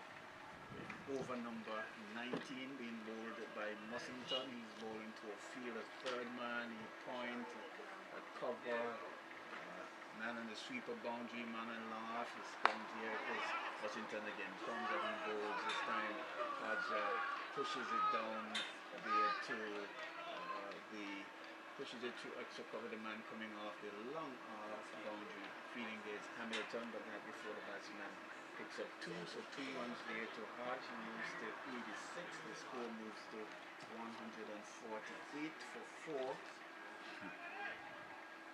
In over number 19, being bowled by Mussington. Here is again Mussington runs and bowls, and this one is been pushing to the onside. Good feeling there by the fielder there, John, and preventing what could have been 2, and batsman they're picking up a single.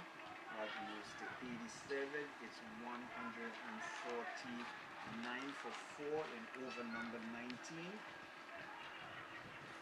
There is a massive against the pointers. Here is Mussington, runs in from us, bowls to Rogers. Rogers trying to heave that one over mid with it misses, and the keeper Leon Lake not taking there.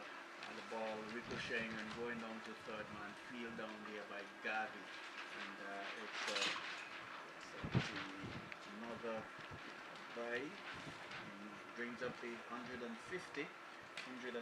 for 4 in over number 19. And bowled by Mussington. Here is a short fine leg man, the mid wicket boundary. Here is Mussington. Bowls to Hodge, who chips it over the fielder there, and the coming off at corner is Walker, but not before. Roger's gone. Roger's gone. So there was a shot being played there by Hodge. Man coming off of corner there was Walker picking up quickly and tossing in the batsmen in Hodge and Rogers. They were trying to attempt 2 runs. Not being able to do so, and smartly run out there by Mussington from the throw there. Rogers going for 2, and so the Razor Massive pushing for additional runs here, losing their 5th wicket at 151, and it was the last ball of the final over as well, being bowled there by Mussington minute. So the 19th over is completed. Yes, indeed. I must say that the Razor Massive, they should be proud of themselves to reach to that total so far, thus far 150 plus, and for the 5th wicket stand here.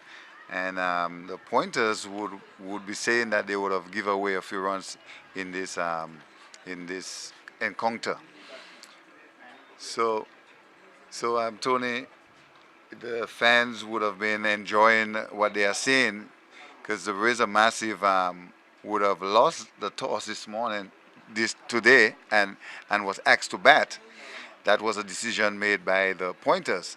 I'm sure they would want to rethink that and say, hey, something in terms of they should have bat first, seeing that they had won the toss. But nevertheless, cricket, one have to bat, one have to field, and Herbert will continue the last over, Tony. Well, it's the final over of this encounter, and it will be bowled by Herbert. He bowls to the new batsman there in Bukaran, who pushes into the offside and picks up a quick single to get off the mark, and to bring the informed batsman at the crease, who have been there at the start of this innings, in Hassan Hodge. He can make his 100 if he push for it. He can. I'm not sure if he will. Yes, but again tosses it up to Hodge, who pulls this one over there. They run. Wicket boundary, and fielded there by Mussington, and only 1 run. So Hodge moves on to 88. The score moves on to 153 for the loss of 5 wickets in over number 20. Here is What was that? tosses it up there to Solomon, and I'm trying to push forward. The ball taking the pad there, but slight appeal there, but not out. So the umpire Jack. Here is Herbert again, tosses it up, goes to Solomon, who Solomon is run out. trying to go for quick ones, pushes it there to Neville Hamilton, taking off for a single, and only to his demise in run out there. So as you said, anticlimax as the Razor Massive minute are looking for quick runs. Yes. And so Sacrificing the wicket. So the Razor Massive losing the 6th wicket, and I'm seeing Smoothies coming on to bat now. I'm sure he'll be looking to hit 1 or 2 fours before the over is up. But yes, I must say, if you are not in the Ronald Webster Park today, you are missing a very good exhibition game between the Razor Massive and the Blowing Point Pointers. Those two teams have met several times before, and the last time they met, the Razor Massive would have beat them in a close encounter, taking the 3rd position here in the tournament. So today, they are out there to settle the score, Tony, and they are hoping to win. The Pointers want to win, the Razor Massive want to win. So may the best team win or lose. What do you think, Tony? Well, we'll have to wait and see. I think the new batsman is that Floyd Otto. Yeah, Floyd Otto, yeah. That's Better known as Smoothie. Facing will be Hodge. He's on 91 actually. He's on 91. And he has been there from the start, and he has seen his team amass a total of 153 for the loss of 6 wickets, and we're into the final over being bowled by Herbert coming from the city. And here is Herbert, comes now and bowls to Hodge, who flicks this one into the onside. The man of the boundary coming here was Nordell Lake, and fields swiftly. And another one goes to the total, another one goes to Hodge as well. 154 for the loss of 6, and it brings Otto, who will be facing up for the first time. He will be facing up to Herbert. There is short 3rd man point mid wicket, and he pushes it out there, and what a misfield here by Prince. This is absolutely rubbish. Oh my God, Tony. you are saying it as you see it, eh? Yes. Final Ball. over. That should have actually been a run out. Oh yes, Smoothie would have been long gone. The fielder there who was just coming across and just messed everything up, misses everything. Batsman was able to get 2 runs, and Otto was able to score 2 off of 1 ball, taking the score unofficially to 156 for 6, sorry, off of the 20 overs the Razor Massive. So it means that the Blowing Point Pointers, walking off the field looking a little bit dejected, will have to face 20 overs to make 157 runs. You'll hear more from the Minuteman before we... Yes, Tony. So in the 20 overs, Razor Massive would have managed to score 156 runs, giving the Pointers 157 to win this game. That looked like a very good total here, and I'm sure the Razor Massive would be pleased with that total. But nevertheless, the Pointers, they have a long line of batting. They have a lot of batting in their depth, and I'm sure, knowing how crucial this game is for both teams, I'm sure the captain Leon Lake will go after that total, and that is going to be something else in the second half. But I must say, we are at the James Ronald Webster Park, and we are witnessing this great game. But I have to promote tomorrow. Tomorrow is going to be the finals of the Anguila Premier T20 League competition as it climax between the Stony Ground Beamers and the Farrington Super Sixers. That is going to be a big one. So if you are in Anguilla, there's no excuse why you shouldn't come on down to the Ronald Webster Park to experience that great encounter tomorrow, the finals. And if you are not in Anguilla, wherever you are in St. Martin, all over the world, you have to come, you have to tune in to 92.9 Class FM or Radio Anguilla 95.5 for that big finals that's going to happen tomorrow, right here at the James Ronald Webster Park. Also on that finals, we have the return of a popular band called the Vito Band. So they will be on stage tomorrow to give you all the entertainment for tomorrow. Right in my hand at present, we have a WinMe Digicel Samsung Galaxy A10s. 5 US will give you a chance to win that great phone. And tickets will be on sale tomorrow for 5 US. Somebody is going to win that Samsung Galaxy A10 telephone tomorrow.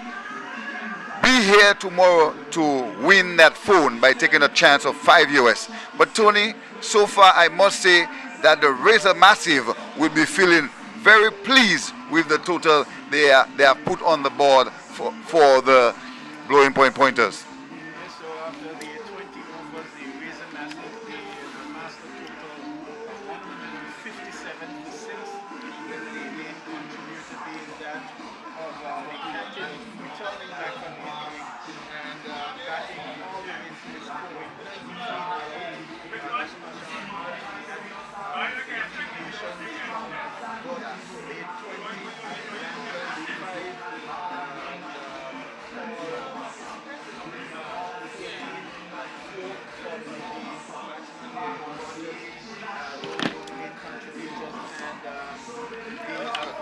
really put up a good score here this afternoon and set themselves on their way to really repeating again. This match is just a grudge match, so to speak. As I say, good afternoon to Kelsey. Welcome to the microphone, your thoughts on the atmosphere here today and this match here this afternoon, Kelsey. Yes, good afternoon to all listeners. I must say that it's a very good match here this afternoon. We see Ashon getting some 93 runs not out. He was there from the start. But what impressed me when I was listening to the commentary, it is the fielding, and his name is not Carlide, his name is Carlide. And he's my godson. So I know it's Carlide, not Carlide. Carlide Hughes. And especially that run out with that direct hit. And then coming on the park and saw him on the boundary and picking up the ball cleanly. It's good for the youngster, and it's good. It's a pity that some of our other youngsters are not here to see how he gets behind the ball, and when the ball is coming to him, he charges the ball. He doesn't wait for the ball to come to him. He charges the ball. But all in all, it's a good score there by the Razor Massive, and I have to say here again, Tony, that the field placing throughout this tournament, especially with the pointers, and I have to say the pointers, it's been very, very disheartening to see the field placing that they have here in this match too, although it's a grudge match. Yes, certainly Kelsey. And leaves a lot to be desired of. And we talk about Carlide. Is it Carlide? Carlide. Spelling name is, I think it's C-L-E. Okay, I'm not going to attempt to spell it. No, it's all right. It's okay. Yes, he has been exceptional Yes. throughout the tournament. I did not know him as a cricketer because I know he Honestly, I would tell you that, honestly, I did not myself. I know him as a tennis coach, but didn't realize that he played cricket until when I said, what? Well, man, you playing cricket? Yeah, he said he playing with the pointers. And he's done a very outstanding job, even with the ball. very economical. We saw him in the last match that they played previously, and he bowled excellently. Today he didn't pick up a wicket today, but he was even better bowling at the crease.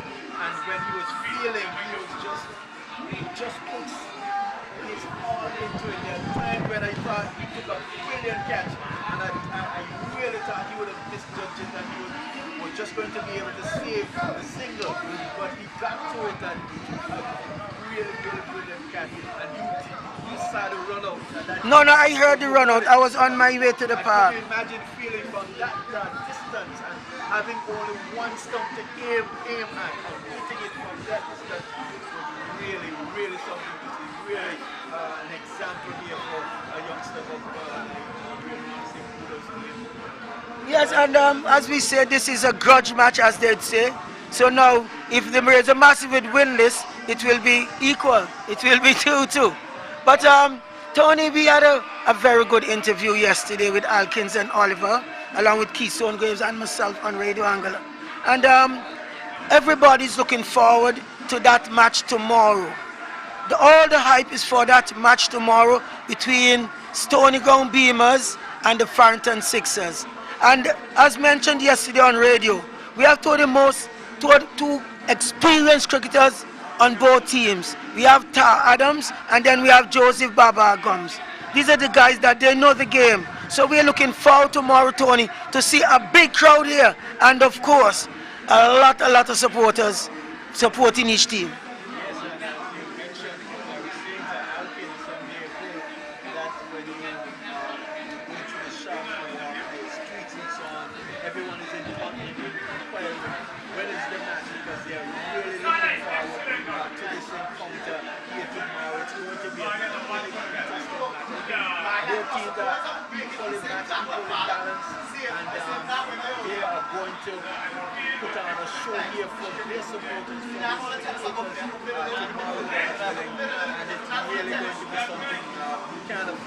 Yes, you cannot afford to miss it.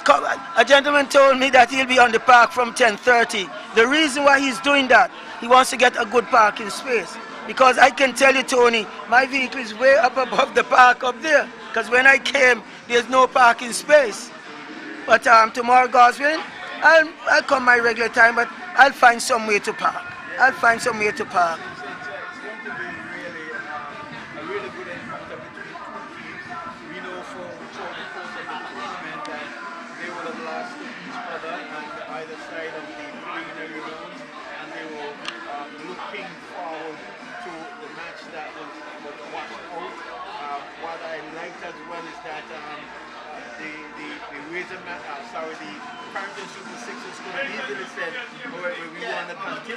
But they just said, well, let's clean the slate, and we're going to wipe the slate clean, and we're going to start from scratch again and see who's the better team.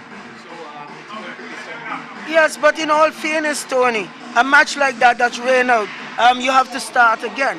There's no way you're going to say, oh, we go back 8 balls a ball. No, you have to go back and you start, but because it is not just a match, it's a final. Yes. It's the final in the competition, and both teams, they are looking forward to have a very good match here. The ground staff, they have done a wonderful job. And the wicket throughout the season, Tony has been playing really, he has something for everybody.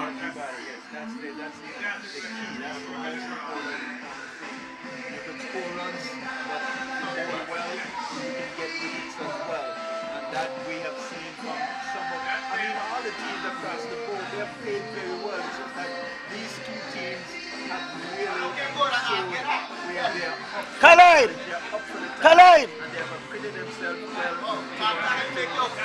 Yes, good. See, I have to correct these guys and tell these guys, collide. It's collide.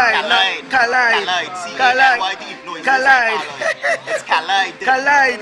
You gotta pronounce the D, collide. Collide. Yeah, I told them. Good man. Yes.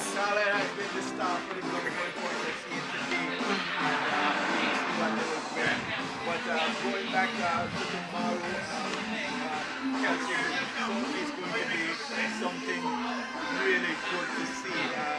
For some time, cricket used to be played here regularly, and as of late it had gone off the boil a bit, but it's good to see with the advent of this APL, to see cricket back on the park. If you look at the stands over there are people sitting there waiting for the chase here, and I'm so sure tomorrow is going to be exciting. Yes, tomorrow should be a big crowd here. Someone said, I recalled after the first match, that one of the spectators said, Mr. K, cricket is back. I said yes, we hope to, because we are hoping after this competition, you might just take a break, and maybe by after May or something like that, after the break, that we'll go back and have some more cricket. Because at this point, we cannot allow the cricket to fall back because it's on a hype, and we just have to see if we can get some more teams going and have another competition. Perhaps a 50 overs a side competition where the match starts probably maybe 10 o'clock and on a Saturday and a Sunday. And if you can get someone to sponsor a trophy, you not even have to say, well, you'll have cash prizes. Well, you have cash prizes, but someone to donate a trophy and some prizes and get some more cricket going.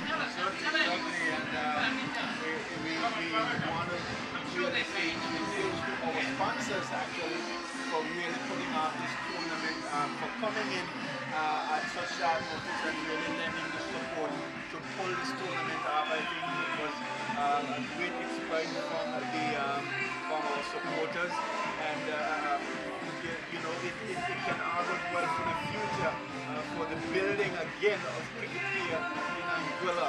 We know that for sure. Anguilla has produced, like I said, I was born in St. Kitts Celtic. Yes. We have not produced any West Indies cricketers as yet. Yes, yeah. Produced two.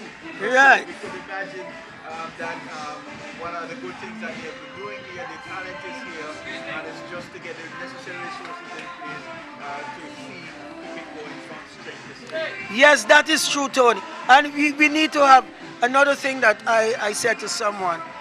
2017, and this is 2021, and there's no improvement with the stands or anything here on the park. So I don't know what the ministry they are doing about it, because as we are here, ladies and gentlemen, we have 4 containers together with some plywood, and this is where we have as our commentators booth. So we are looking forward to get some funds so that we can get a players pavilion and a good place, a good stand where we have a commentators booth, because right where we at now, by the time the start of the game, we'll be right here out in the sun.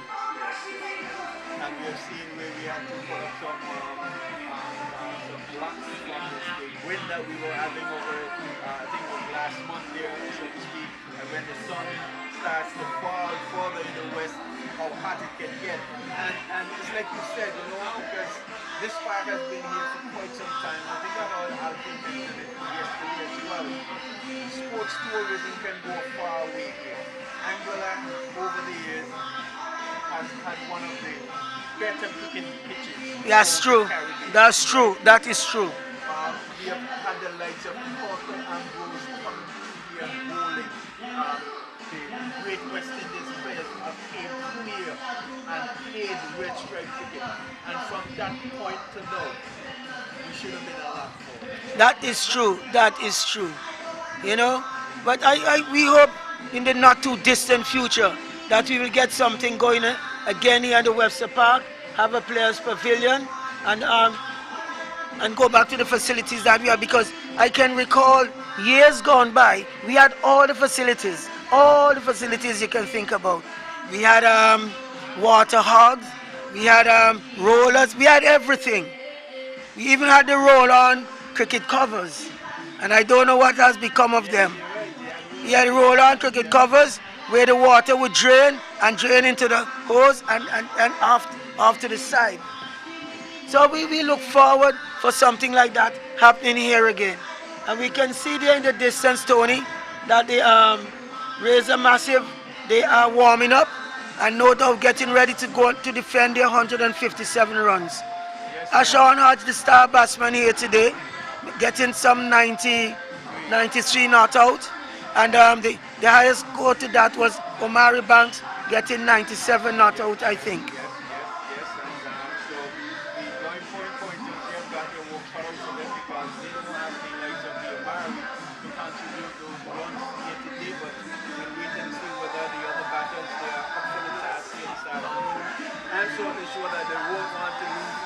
Twice in a row to raise a massive. Yeah. I've been beating them 2 times in the competition so far, so they are certainly going to be up against it, because the raise a massive, they've got good bowling as well. Whether they'll come to the party today, we'll wait and see. But runs on the board are runs on the board. That is so true when it comes to the game of cricket. 157 is already on the board. It's now the batting side to go. It's an average, we say, about 8 runs for over, 20, yes, 160, just short by 3, by 2 because you have to get 158. But runs on the board, Tony, as we always say, no matter how small it is, the side that's going out there to bat, there is for them to get the amount of runs. Yes, certainly. And our sponsors, our gold sponsors, Anguila, Zelly Beach, Resort, Quizino, Frangipani Hotel. Our silver sponsors being Nagico, our bronze sponsors being Enterprises, Lakes World, Funtime Charters, National Caribbean Commercial Bank, National Commercial Bank of Anguilla, Carita Wall in Lindholm. Other sponsors include like Anguilla Youth Services, Anguilla Community Action Network, 18 Best Buy Supermarket, Capital Distributors, Eastern Webster Party, Heavenly Real Estate, English Road Restaurant, Radio Anguilla 95.5, Class FM 92.9, Digicel, King Ocean Services, Conrad Rogers, Sports Depot Jamaica, Funtime Charters, Anguilla Electronic, Anguilla Printers as well. We also want to thank our media personnel in terms of MegaCharles54, who's streaming for us on YouTube. Not forgetting the likes of Live Zones, Clean Stream, Digicel, broadcasting the game live on their Play app. And to all those who have graced our presence here, Celtic Trophies tournament. It has been quite a wonderful experience for this inaugural Anguilla Premier League. Yes, it is thing, and we were so happy for the sponsors coming on board because, as Mr. Rogers said to us, there was no hesitation at all because it's boosting the companies that sponsor, and there's no don't forget Flo with the scoreboard. Yes. And we also have to thank the prison officers and of course the inmates for running the scoreboard for us. And the spectators, you know, the spectators coming out in their droves. And tomorrow as we keep saying, we expect a bumper crowd here. Well, as we speak, Tony, the batsmen are out there, the fielders are out there also, and the umpires are looking set, and they're going to start this thing. So to take over from me, we will have Millington. Say good afternoon to Millington. And we can tell you here that tomorrow, if you are at the park, you can win a Samsung Galaxy A10. That's sponsored by Digicel. $5 will get you a chance to win. $5 US will get you a chance to win this beautiful phone here. We're just about getting ready to start. It's, as I say, good afternoon in the ball-by-ball commentary with the Millington. Good afternoon, Tony. Good afternoon to all those who are taking our commentaries, and as we welcome you back to the second half of this encounter. It's Rizza Massive defending 156 pointers. So they are in search of 157 for victory. Well played innings there by Ashawn Hodge. We're going to get more on his innings from Van Kelsk in just a bit. It is going to be Otto who is going to be moving away from us here at the commentator's booth end. He's going to be bowling to, that is Walker. And so it's Walker and Garvey, the two opening batsmen. Here is Otto, bowl to Walker. Walker drives down to the long on. They've gone for one, looking for a second. Walker, he was looking to come back. Garvey was just jogging, taking his own time into his crease. Score moves on to 1. Walker is off the mark. It's a 1 for no loss. 1 for no loss in search of 157 for victory. His opening partner is Garvey Lake. For the first time of this season, we are seeing this opening combination, Garvey Lake and Oliver Walker. It's going to be Otto who's going to be bowling to the right-handed Garvey Lake. From this commentator's booth in long off, short extra cover. Here is Otto to bowl to Lake. Lake is getting one off the ball. His ball! Mid stump, knock back. Lake was coming looking to work that one off the back, playing across the line. A bad shot, a poor shot there by Lake, and losing his middle stump. Lake goes, ball first ball by Otto, and the Razor Massive, they're cock a hoop. A very good delivery indeed, Millington. That one was right up. And all he had to do come forward and he played across the line. And there his middle stump was rocked back. Second ball of the innings. Not a very good looking shot there at all by Lake. He was trying to walk this one somewhere through mid-wicket region. But indeed, the ball was dead on mid-stump. And all he had to do was just casually just play it back down the stump. That didn't happen. And he lost his middle stump. And Kelsick, he has lost it all indeed because the stump has been broken. Broken, yes. And we see umpire Jack there getting the replacement stump from the groundsman John. What a tremendous... Back here for the pointers. Well, what a way to start. In defense of 157. Winners take all. That's the tournament. That's, well, just as a one-off play. And needed to see some cricket here as we shape up for the grand finale tomorrow. Kelsick, what are your aspirations for tomorrow? Tomorrow, well, tomorrow should be a very, very good match. And as I said yesterday, my pick is the Beamers. Well, but cricket, as someone said, is played in the middle. Well, we can say what we have to say, but that's the way it is. Cricket's a game of glorious uncertainty. Game of glorious uncertainty. It's not a Lake who is going to replace Garvey Lake. It's going to be Otto. From this, the commentator's booth end with ball at number 3. It's 1 for 1. 1 for 1. Razor Massive with their skipper back and really putting a mark on this game earlier. It is going to be Otto with number 28 on his back. Wait, moves now away from us. Passes umpire, ball to Northern Lake. Lake is walking this one off the pad, can't score. Straight to the man at Sean mid-wicket. That's right. Feels cleanly. And attempting train on the stump, but didn't need to because the man Walker got back there. He said, I'm not going to go anywhere. I know that you have a very good arm. Here is Otto again. To bowl to Northern Lake. Passes umpire, bowl to Lake. Lake to this delivery. He's getting one outside the half. Some strapping pass backward, 0.4 runs. Good looking stroke there. Pick the gap well to the right of the man there. That's Jacob Pearls, and he had absolutely no chance. Once he was beaten to his right, it was all fetching the ball from the boundary. Very good shot indeed. Outside your stump and lane, just getting back and cracking it. And as you mentioned there, Millington, after he beat the right hand there of Pearls, no one would have stopped it. It's straight into the boundary for 4. Nice. 5. The total moves on to 5 for 1. 5 for 1 in the course of over number 1. It's going to be Otto to continue. Well, there's a change in the field.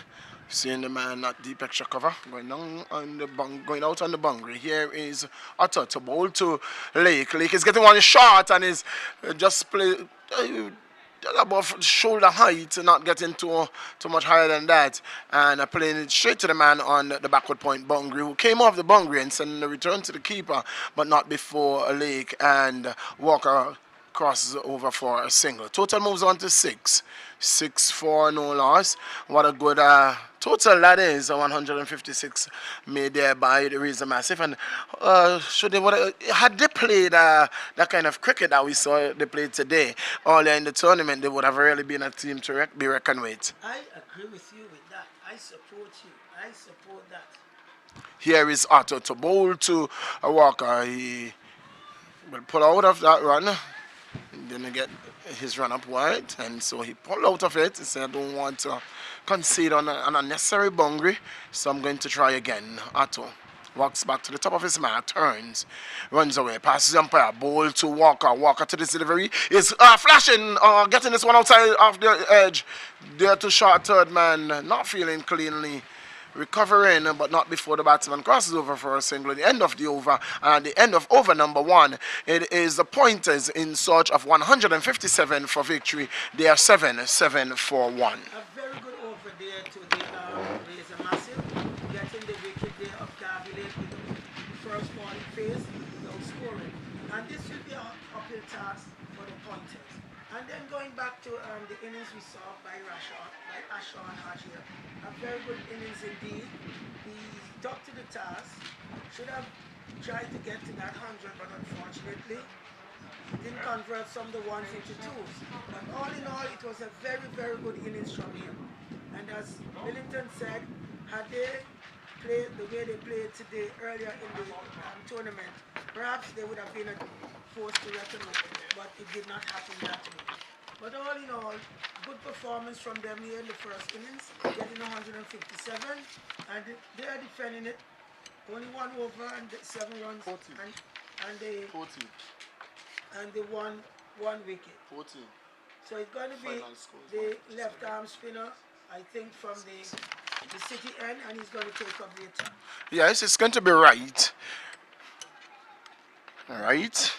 The man with the golden arm, the man we saw who defended some 7 runs in that last, in the 3rd place playoff with the likes of Umari Banks at the crease, and he did so well. It's going to be right. He's going to be bowling to Oliver Walker, number 45 on his back. Walker, he looks around the field and taps and waits for right. Between umpire and stumps, left arm around the wicket, he's going to come. Right, comes away, bowl to Walker. Walker is coming back and hitting this one to the left, the right there at the man at short mid wicket. Gets 1, total moves on to 8. 8 for 1 in the course of over number 2. Here comes Orlando right again. It's going to be right. It's a ball to Lake. Lake walks away. Taps at the crease. Waits for right. Right to this delivery. He's getting one. Oh! Beaten outside the line of the off stump. He was looking to run that one pass, a backward point, or short third man there. And that was a dangerous looking shot. Very much so. Very much so. And the ball popped on him also, Millington. And just the last minute, just passed it out to the portion of the bat. Yes, dangerous looking stroke there. Could have so very well get an edge or played on there. Short third man has been implemented, and I'm not sure why he didn't start with the short third instead of the fine leg. Here is right between umpire and stumps again to bowl to Northern Lake. Bowl to Lake. Lake is pulling this one. Well, then it's going to go hard and into the fence, over the mid wicket fence. It goes away for 6. Well, 4 runs. No, that's 6 runs. Yes, he changed his mind. And now he changes his signal, because I was sure that the one went high and hard and handsome over the boundary. The umpire takes back his signal and signals it correctly. It goes away for 6. Good looking shot there. Good looking shot. The ball was short, and he pounced on it and pulled it hard down to the boundary for 6. Yes. Here is. Well, there's a signal coming from the umpire. A signal coming from umpire, yes, and he's ensuring that the scorer got his signal. He did. We all saw that it was clearly 6 runs. Here is right to bowl to Northern Lake. Bowls to Lake. Lake is coming forward and pushing it. Bowler doesn't fail, and well, there have been some injury there, but in the end, it was right who was looking to fail. Walker was looking to protect himself from the ball, and right seemed to would have been struck there by the bat, not an intentional act, and the batsman said, I'm sorry about that, acknowledged by the bowler. Here is right again, to bowl to Walker, moves away from the umpire, bowl to Walker. Walker is looking for a big shot. They're coming off the inside edge, gets down to short mid-wicket, that's the whitish mid-on, right in the mid-wicket area, gets a single. Total moves on by 1, and it is now 16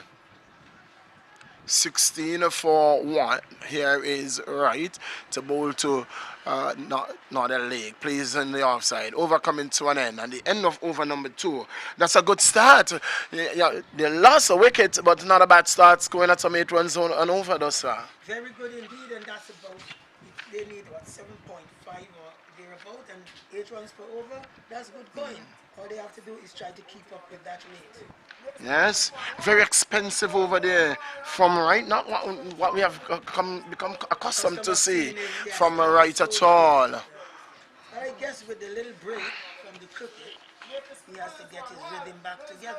Right, he just had a weekend off. 1 weekend off. He had too much of Delma, you think?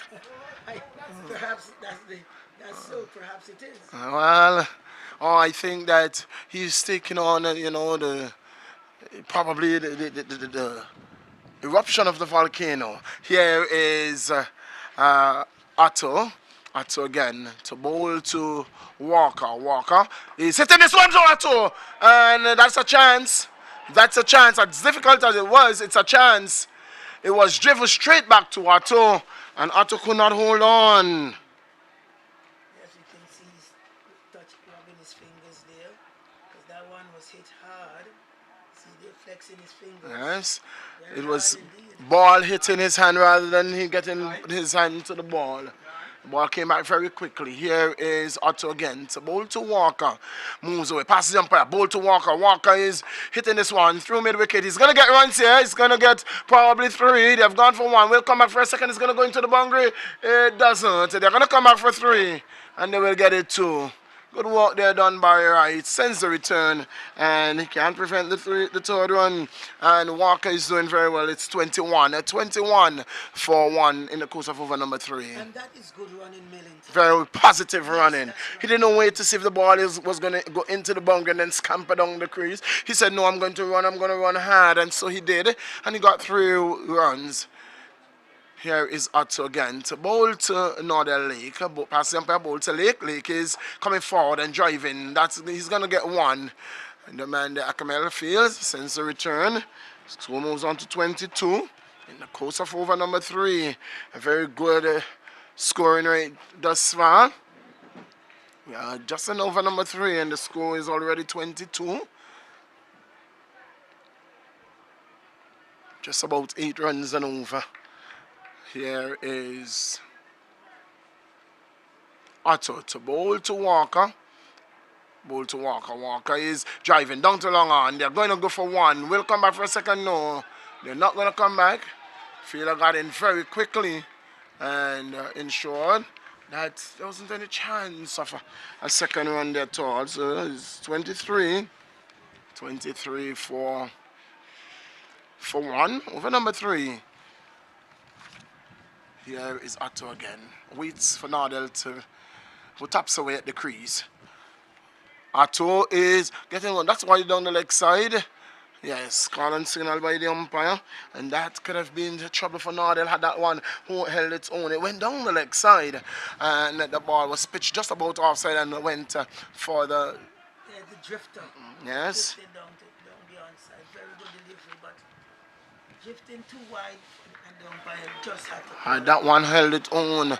Nordell could have been in some trouble there. Here is Otto bowl to Nordell. Nordell is! Oh, that's a loud appeal. Not out, says the umpire. But I would love to see the replay on that one. Kelsey, that looks very, very close. It looks very close. It seemed to be... Nordell was coming across the stump. He was coming across the stump looking to walk that one off the pad. Looking to walk that one off the pad. It may have been struck outside the off stump. Here, this one is getting an inside edge back onto the pad. No run result in the end of the over. And Northern Lake is moving around a lot in the stumps, and that way may have just been what saved him there. He may have just gotten outside the line of the off stump. The end of over number 3, and at the end of over number 3, it's 24 for 1. 24 for 1. And we say to those persons who are taking our commentaries here to the Vincentian community, our hearts go out to you and to your family at home. We are in dire times there with the eruption of the volcano. We've really seen some houses being damaged. Even in Barbados, we have seen some structures being damaged. It's been reported, so that's some very big boulders, some big stones are falling on houses even in Barbados. Here is right to bowl to walk outside the line of the off stump. Loud appeal and not out says the umpire. As I say, welcome to Ralph Hodge in the coming seat. We're going to hear from him in just a while as we are into the fourth over. It's 24 for 1 in search of 157 for victory, the pointers. Here is right to bowl to Walker. Walker is hitting this one. 2 is good! He's gone! Brilliantly taken! He's brilliantly taken! That is Burton coming forward there at the mid-on. Walker looking to hit this one down the ground. He tugged it too much, but the man got getting the ball on the onside there. The man at a short mid-wicket, he fell away to his right, to his left, and took a wonderful catch. It's a very hard diving forward. He dived to his left and forward and took a well-judged catch there. The dangerous Walker goes.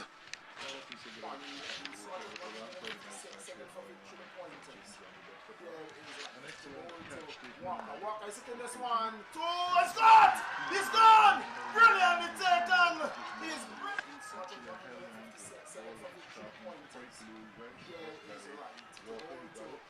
Walker is hitting this one, 2 is good! He's gone! Brilliantly taken! He's brilliantly taken!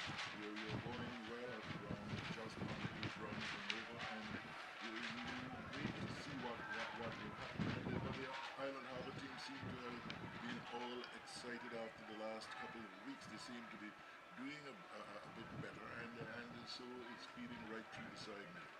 Yes, very well so. And at the end of over number 3, they were scoring at 8 runs and over. And so they were well within where they should be. And that was a gifted wicket there. That's their best bowler that is bowling. You have to stay there. It would have been well advised that Walker stay there and back deep in the innings, force the Razor Massive captain to bring back White very early and get rid of him, get rid of his quota. It wasn't to be. Instead, it was Walker who had to walk back to the crease. Leon Lake, the captain of the Pointers, walked to the crease, and he will have to revive this innings. He will have to look to consolidate and to put all the doubters to silence, and to put Razor Massive to silence. He will have to stay there. He will have to bat and ask Nardell to stay with him. And so it's the Lakes, Nardell Lake and Leon Lake at the crease. It's going to be right. Left arm over the wicket to bowl to Leon Lake. Leon looks around with number 2 on his back. He looks around his field. He taps away and waits for right. At this time, a right ball. Leon is nudging this one on the outside. He's going to get a single. The keeper ran away looking for a run out there, but wasn't to be. Nardell Lake was through quickly, and so it was Leon Lake. Total moves on to 25. 25 it is for 2. In the course of over number 4, in search of 157 for victory. Well, the IPL has started.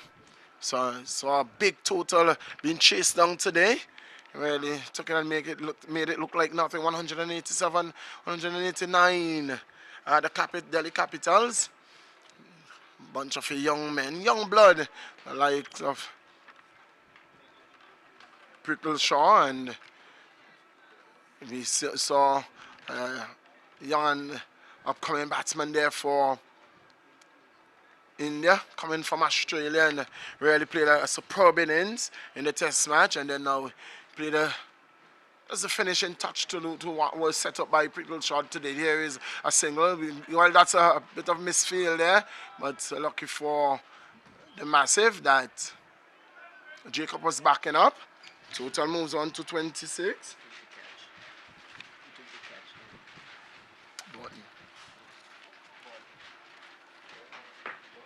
Here is right. Leon Lake, he's on 2. He's on 1. He's on 1.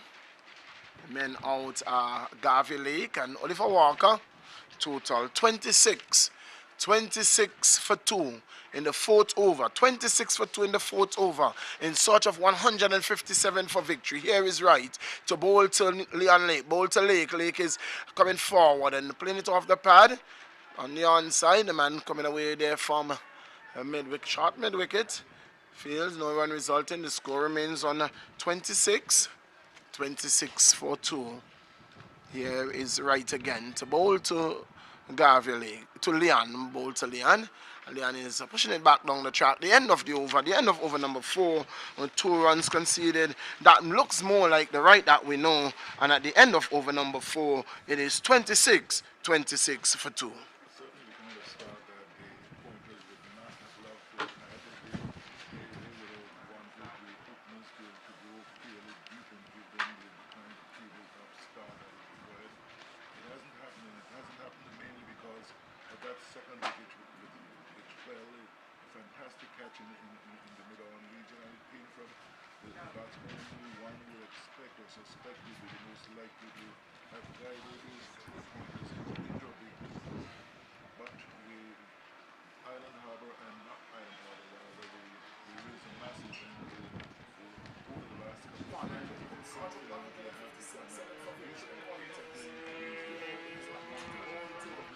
Walker is hitting this one. 2 is gone! He's gone! Brilliantly taken! He's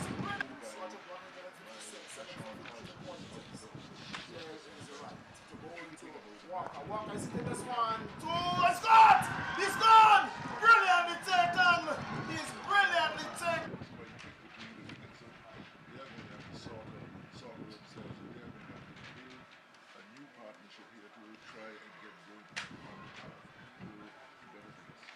Very well so.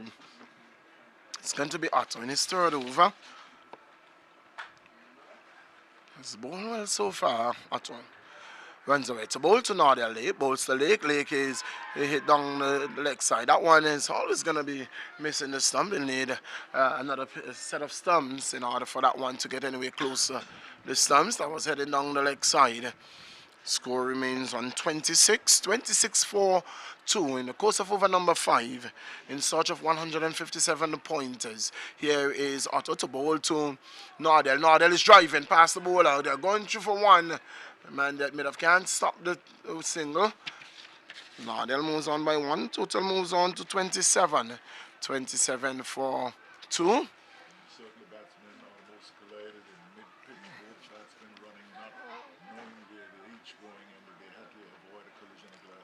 Yes, and Nardell certainly would have come off second best in that one. Here is Otto. Wait, as the field changes over. 5-4 field. Extra cover. Cover backward point. Mid off, third man, and that's the offside field for the left-hander. We have a mid-on man, and he's going to a forward square boundary now. Short fine leg and very short mid wicket. Here is Otto to bowl to Leon. Bowl to Leon. Leon is struck on the pad. That's down the leg side. That's down the leg side. Clearly down the leg side. He's pitched outside the leg stump in the first instance. Yes, so pitched on the leg stump and looking to more or less to holding its own, and you're not going to get that decision at all. Here is Otto again. Runs away. Bowl to Lake. Lake is hitting this one. Well, looking to drive. Doesn't time it well. Ball staying right in the crease. The keeper comes forward and picks it up. Having a chat there with the batsman. Salah, he loves to talk batsman out. He will speak and speak and speak. He loves the chat as a wicket keeper. He gets into the batsman's head. Here is Otto to bowl to Leon Lake. Remember, tomorrow is a grand finale. Here is Otto to bowl to Lake. Bowl to Lake. Lake is getting this one on the offside. The man there in attendance. The man is Lanville Harrigan. Extra cover. Can't stop the single. Total moves on to 28. 28 for 2 in the course of number 5. It's coming close to an end. Over number 5. It is the pointers in search of 157 for victory.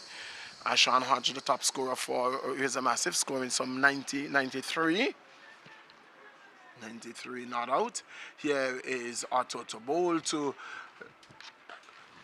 That's Nardell. Nardell hits it down to long on. They've gone for 1. Looking for a second. They're coming back for it. They will get it 2.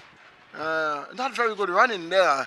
They were looking and hoping and wondering if they should go for the second run, but the ball went wide of the man on the long on boundary, and that was a long two. Could have even been looking for 3 yards. That certainly made it one of the shortfalls of the game here today. 34 runs between both sides. That was always a second run. You shouldn't have been stumbling looking for a second run. Probably if you're going to stumble, you have to stumble on the third run. But they were ball watching, and certainly in the end it was far enough for it to pick up 2 runs. So the point is quite an uphill task without a couple of their major batsmen, those who are in the match, they will have to redefine their rules, and Walker tried to push it on when he was around, but now we'll wait to see what Northern Lake and Leon Lake will do. Northern is not having a good square in the tournament thus far, and he is capable of staying around. Leon Lake, an old veteran of Anguilla cricket, was restricted with the style of play to the spinners. Some often argue it's better to leave him stay there than to get him out. So, but he wants to win this match. He wants to win the match. Certainly he might have a very different way of thinking to us here who are looking down and describing the match. Yes. So the new bowler is going to be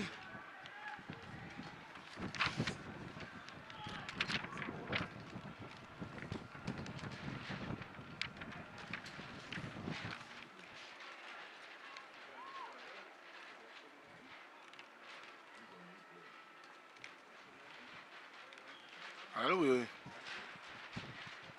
waiting to see who the new bowler is at the moment.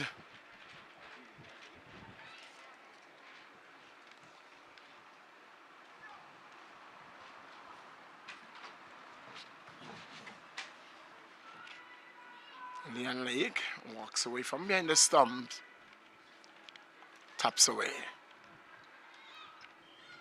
Leon Lake to this delivery is getting one that is full pitch. He's turned away past square. They've gone for one. Will come back for a second. They will get it with ease.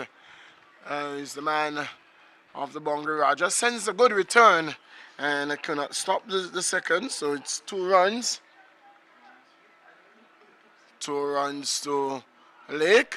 Leon Lake it is.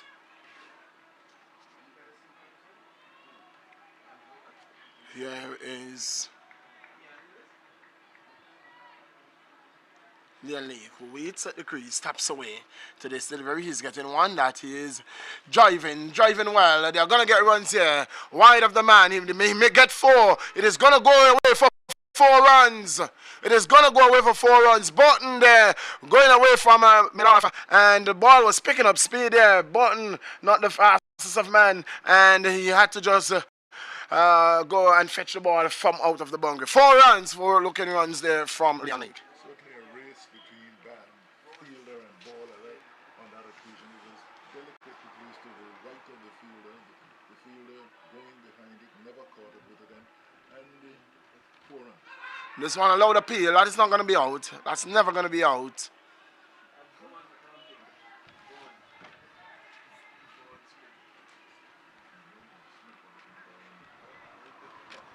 Well, Smith has changed the line of attack. He's coming around the wicket now to Leon Lake. It's Ron Smith who moves away. Bowl to Lake. Lake is getting one that is just nibbling outside the line of the to the offside, and that's the man there, Lanville Harrigan, who fields. Can't stop the single. Score moves on to 37. 37 in the course of over number 6.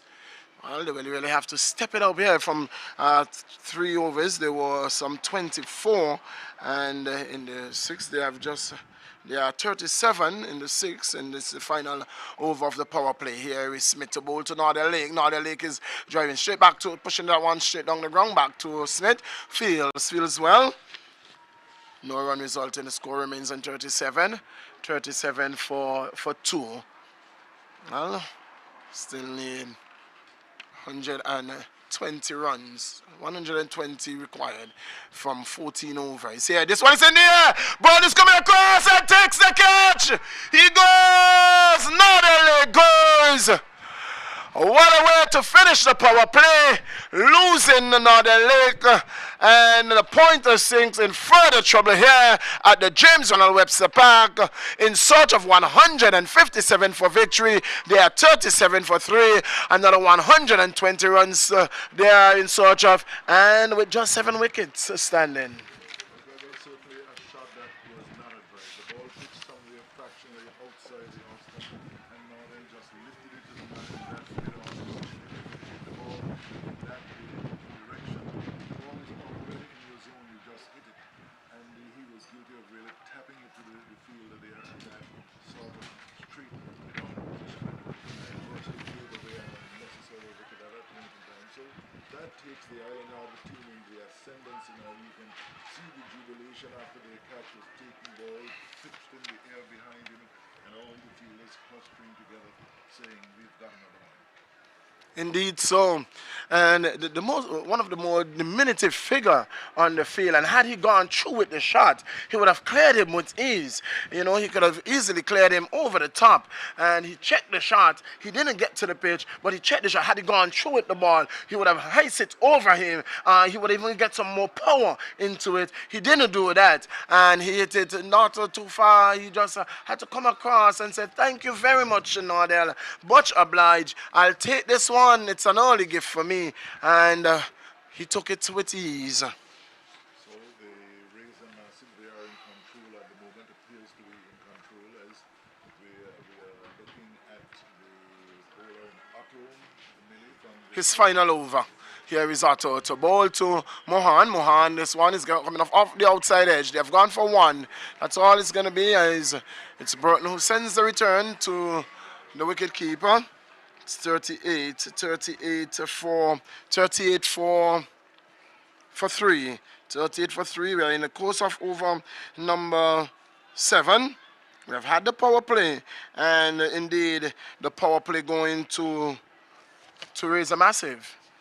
certainly 6 rounds and over is not what you would want out of the power play in these circumstances, but there it is going. Well, you're in search of 157 and just getting 6 and losing 3 wickets. Here is Burton to Otto bowling to Lake.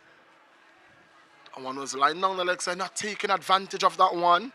Had he got it past the man there at a short fine legs, they were runs for the taking. It's certainly a league of one who generally seems to be restricted in movement at the crease, and that seemed to have been a gift outside the leg stump and shortish, but he did not take it. Yes, that was a gift. Here is Otto again to bowl to Leon Lake. Bowls to Lake. Lake, on this occasion, he is struck on the pad again, not taking advantage of another delivery. Line on the leg stump. See him not to be seeing the ball very well there. And that's, you could say 8 runs that has been given away there. Ball line down the leg side. All he has to do is to help it past the man at a short fine leg. Here is Otto again to Lake. Lake is driving well, down to long off. They're going to get runs here. It's going through him and it's going to go close to the fence. It goes into the boundary. It goes away for 4. And that's a poor bit of feeling there from Rogers. Poor bit of feeling there. The ball was driven straight down to him. And all he had to do was to feel the ball, get his body behind the ball. The ball went through him and into the boundary for 4.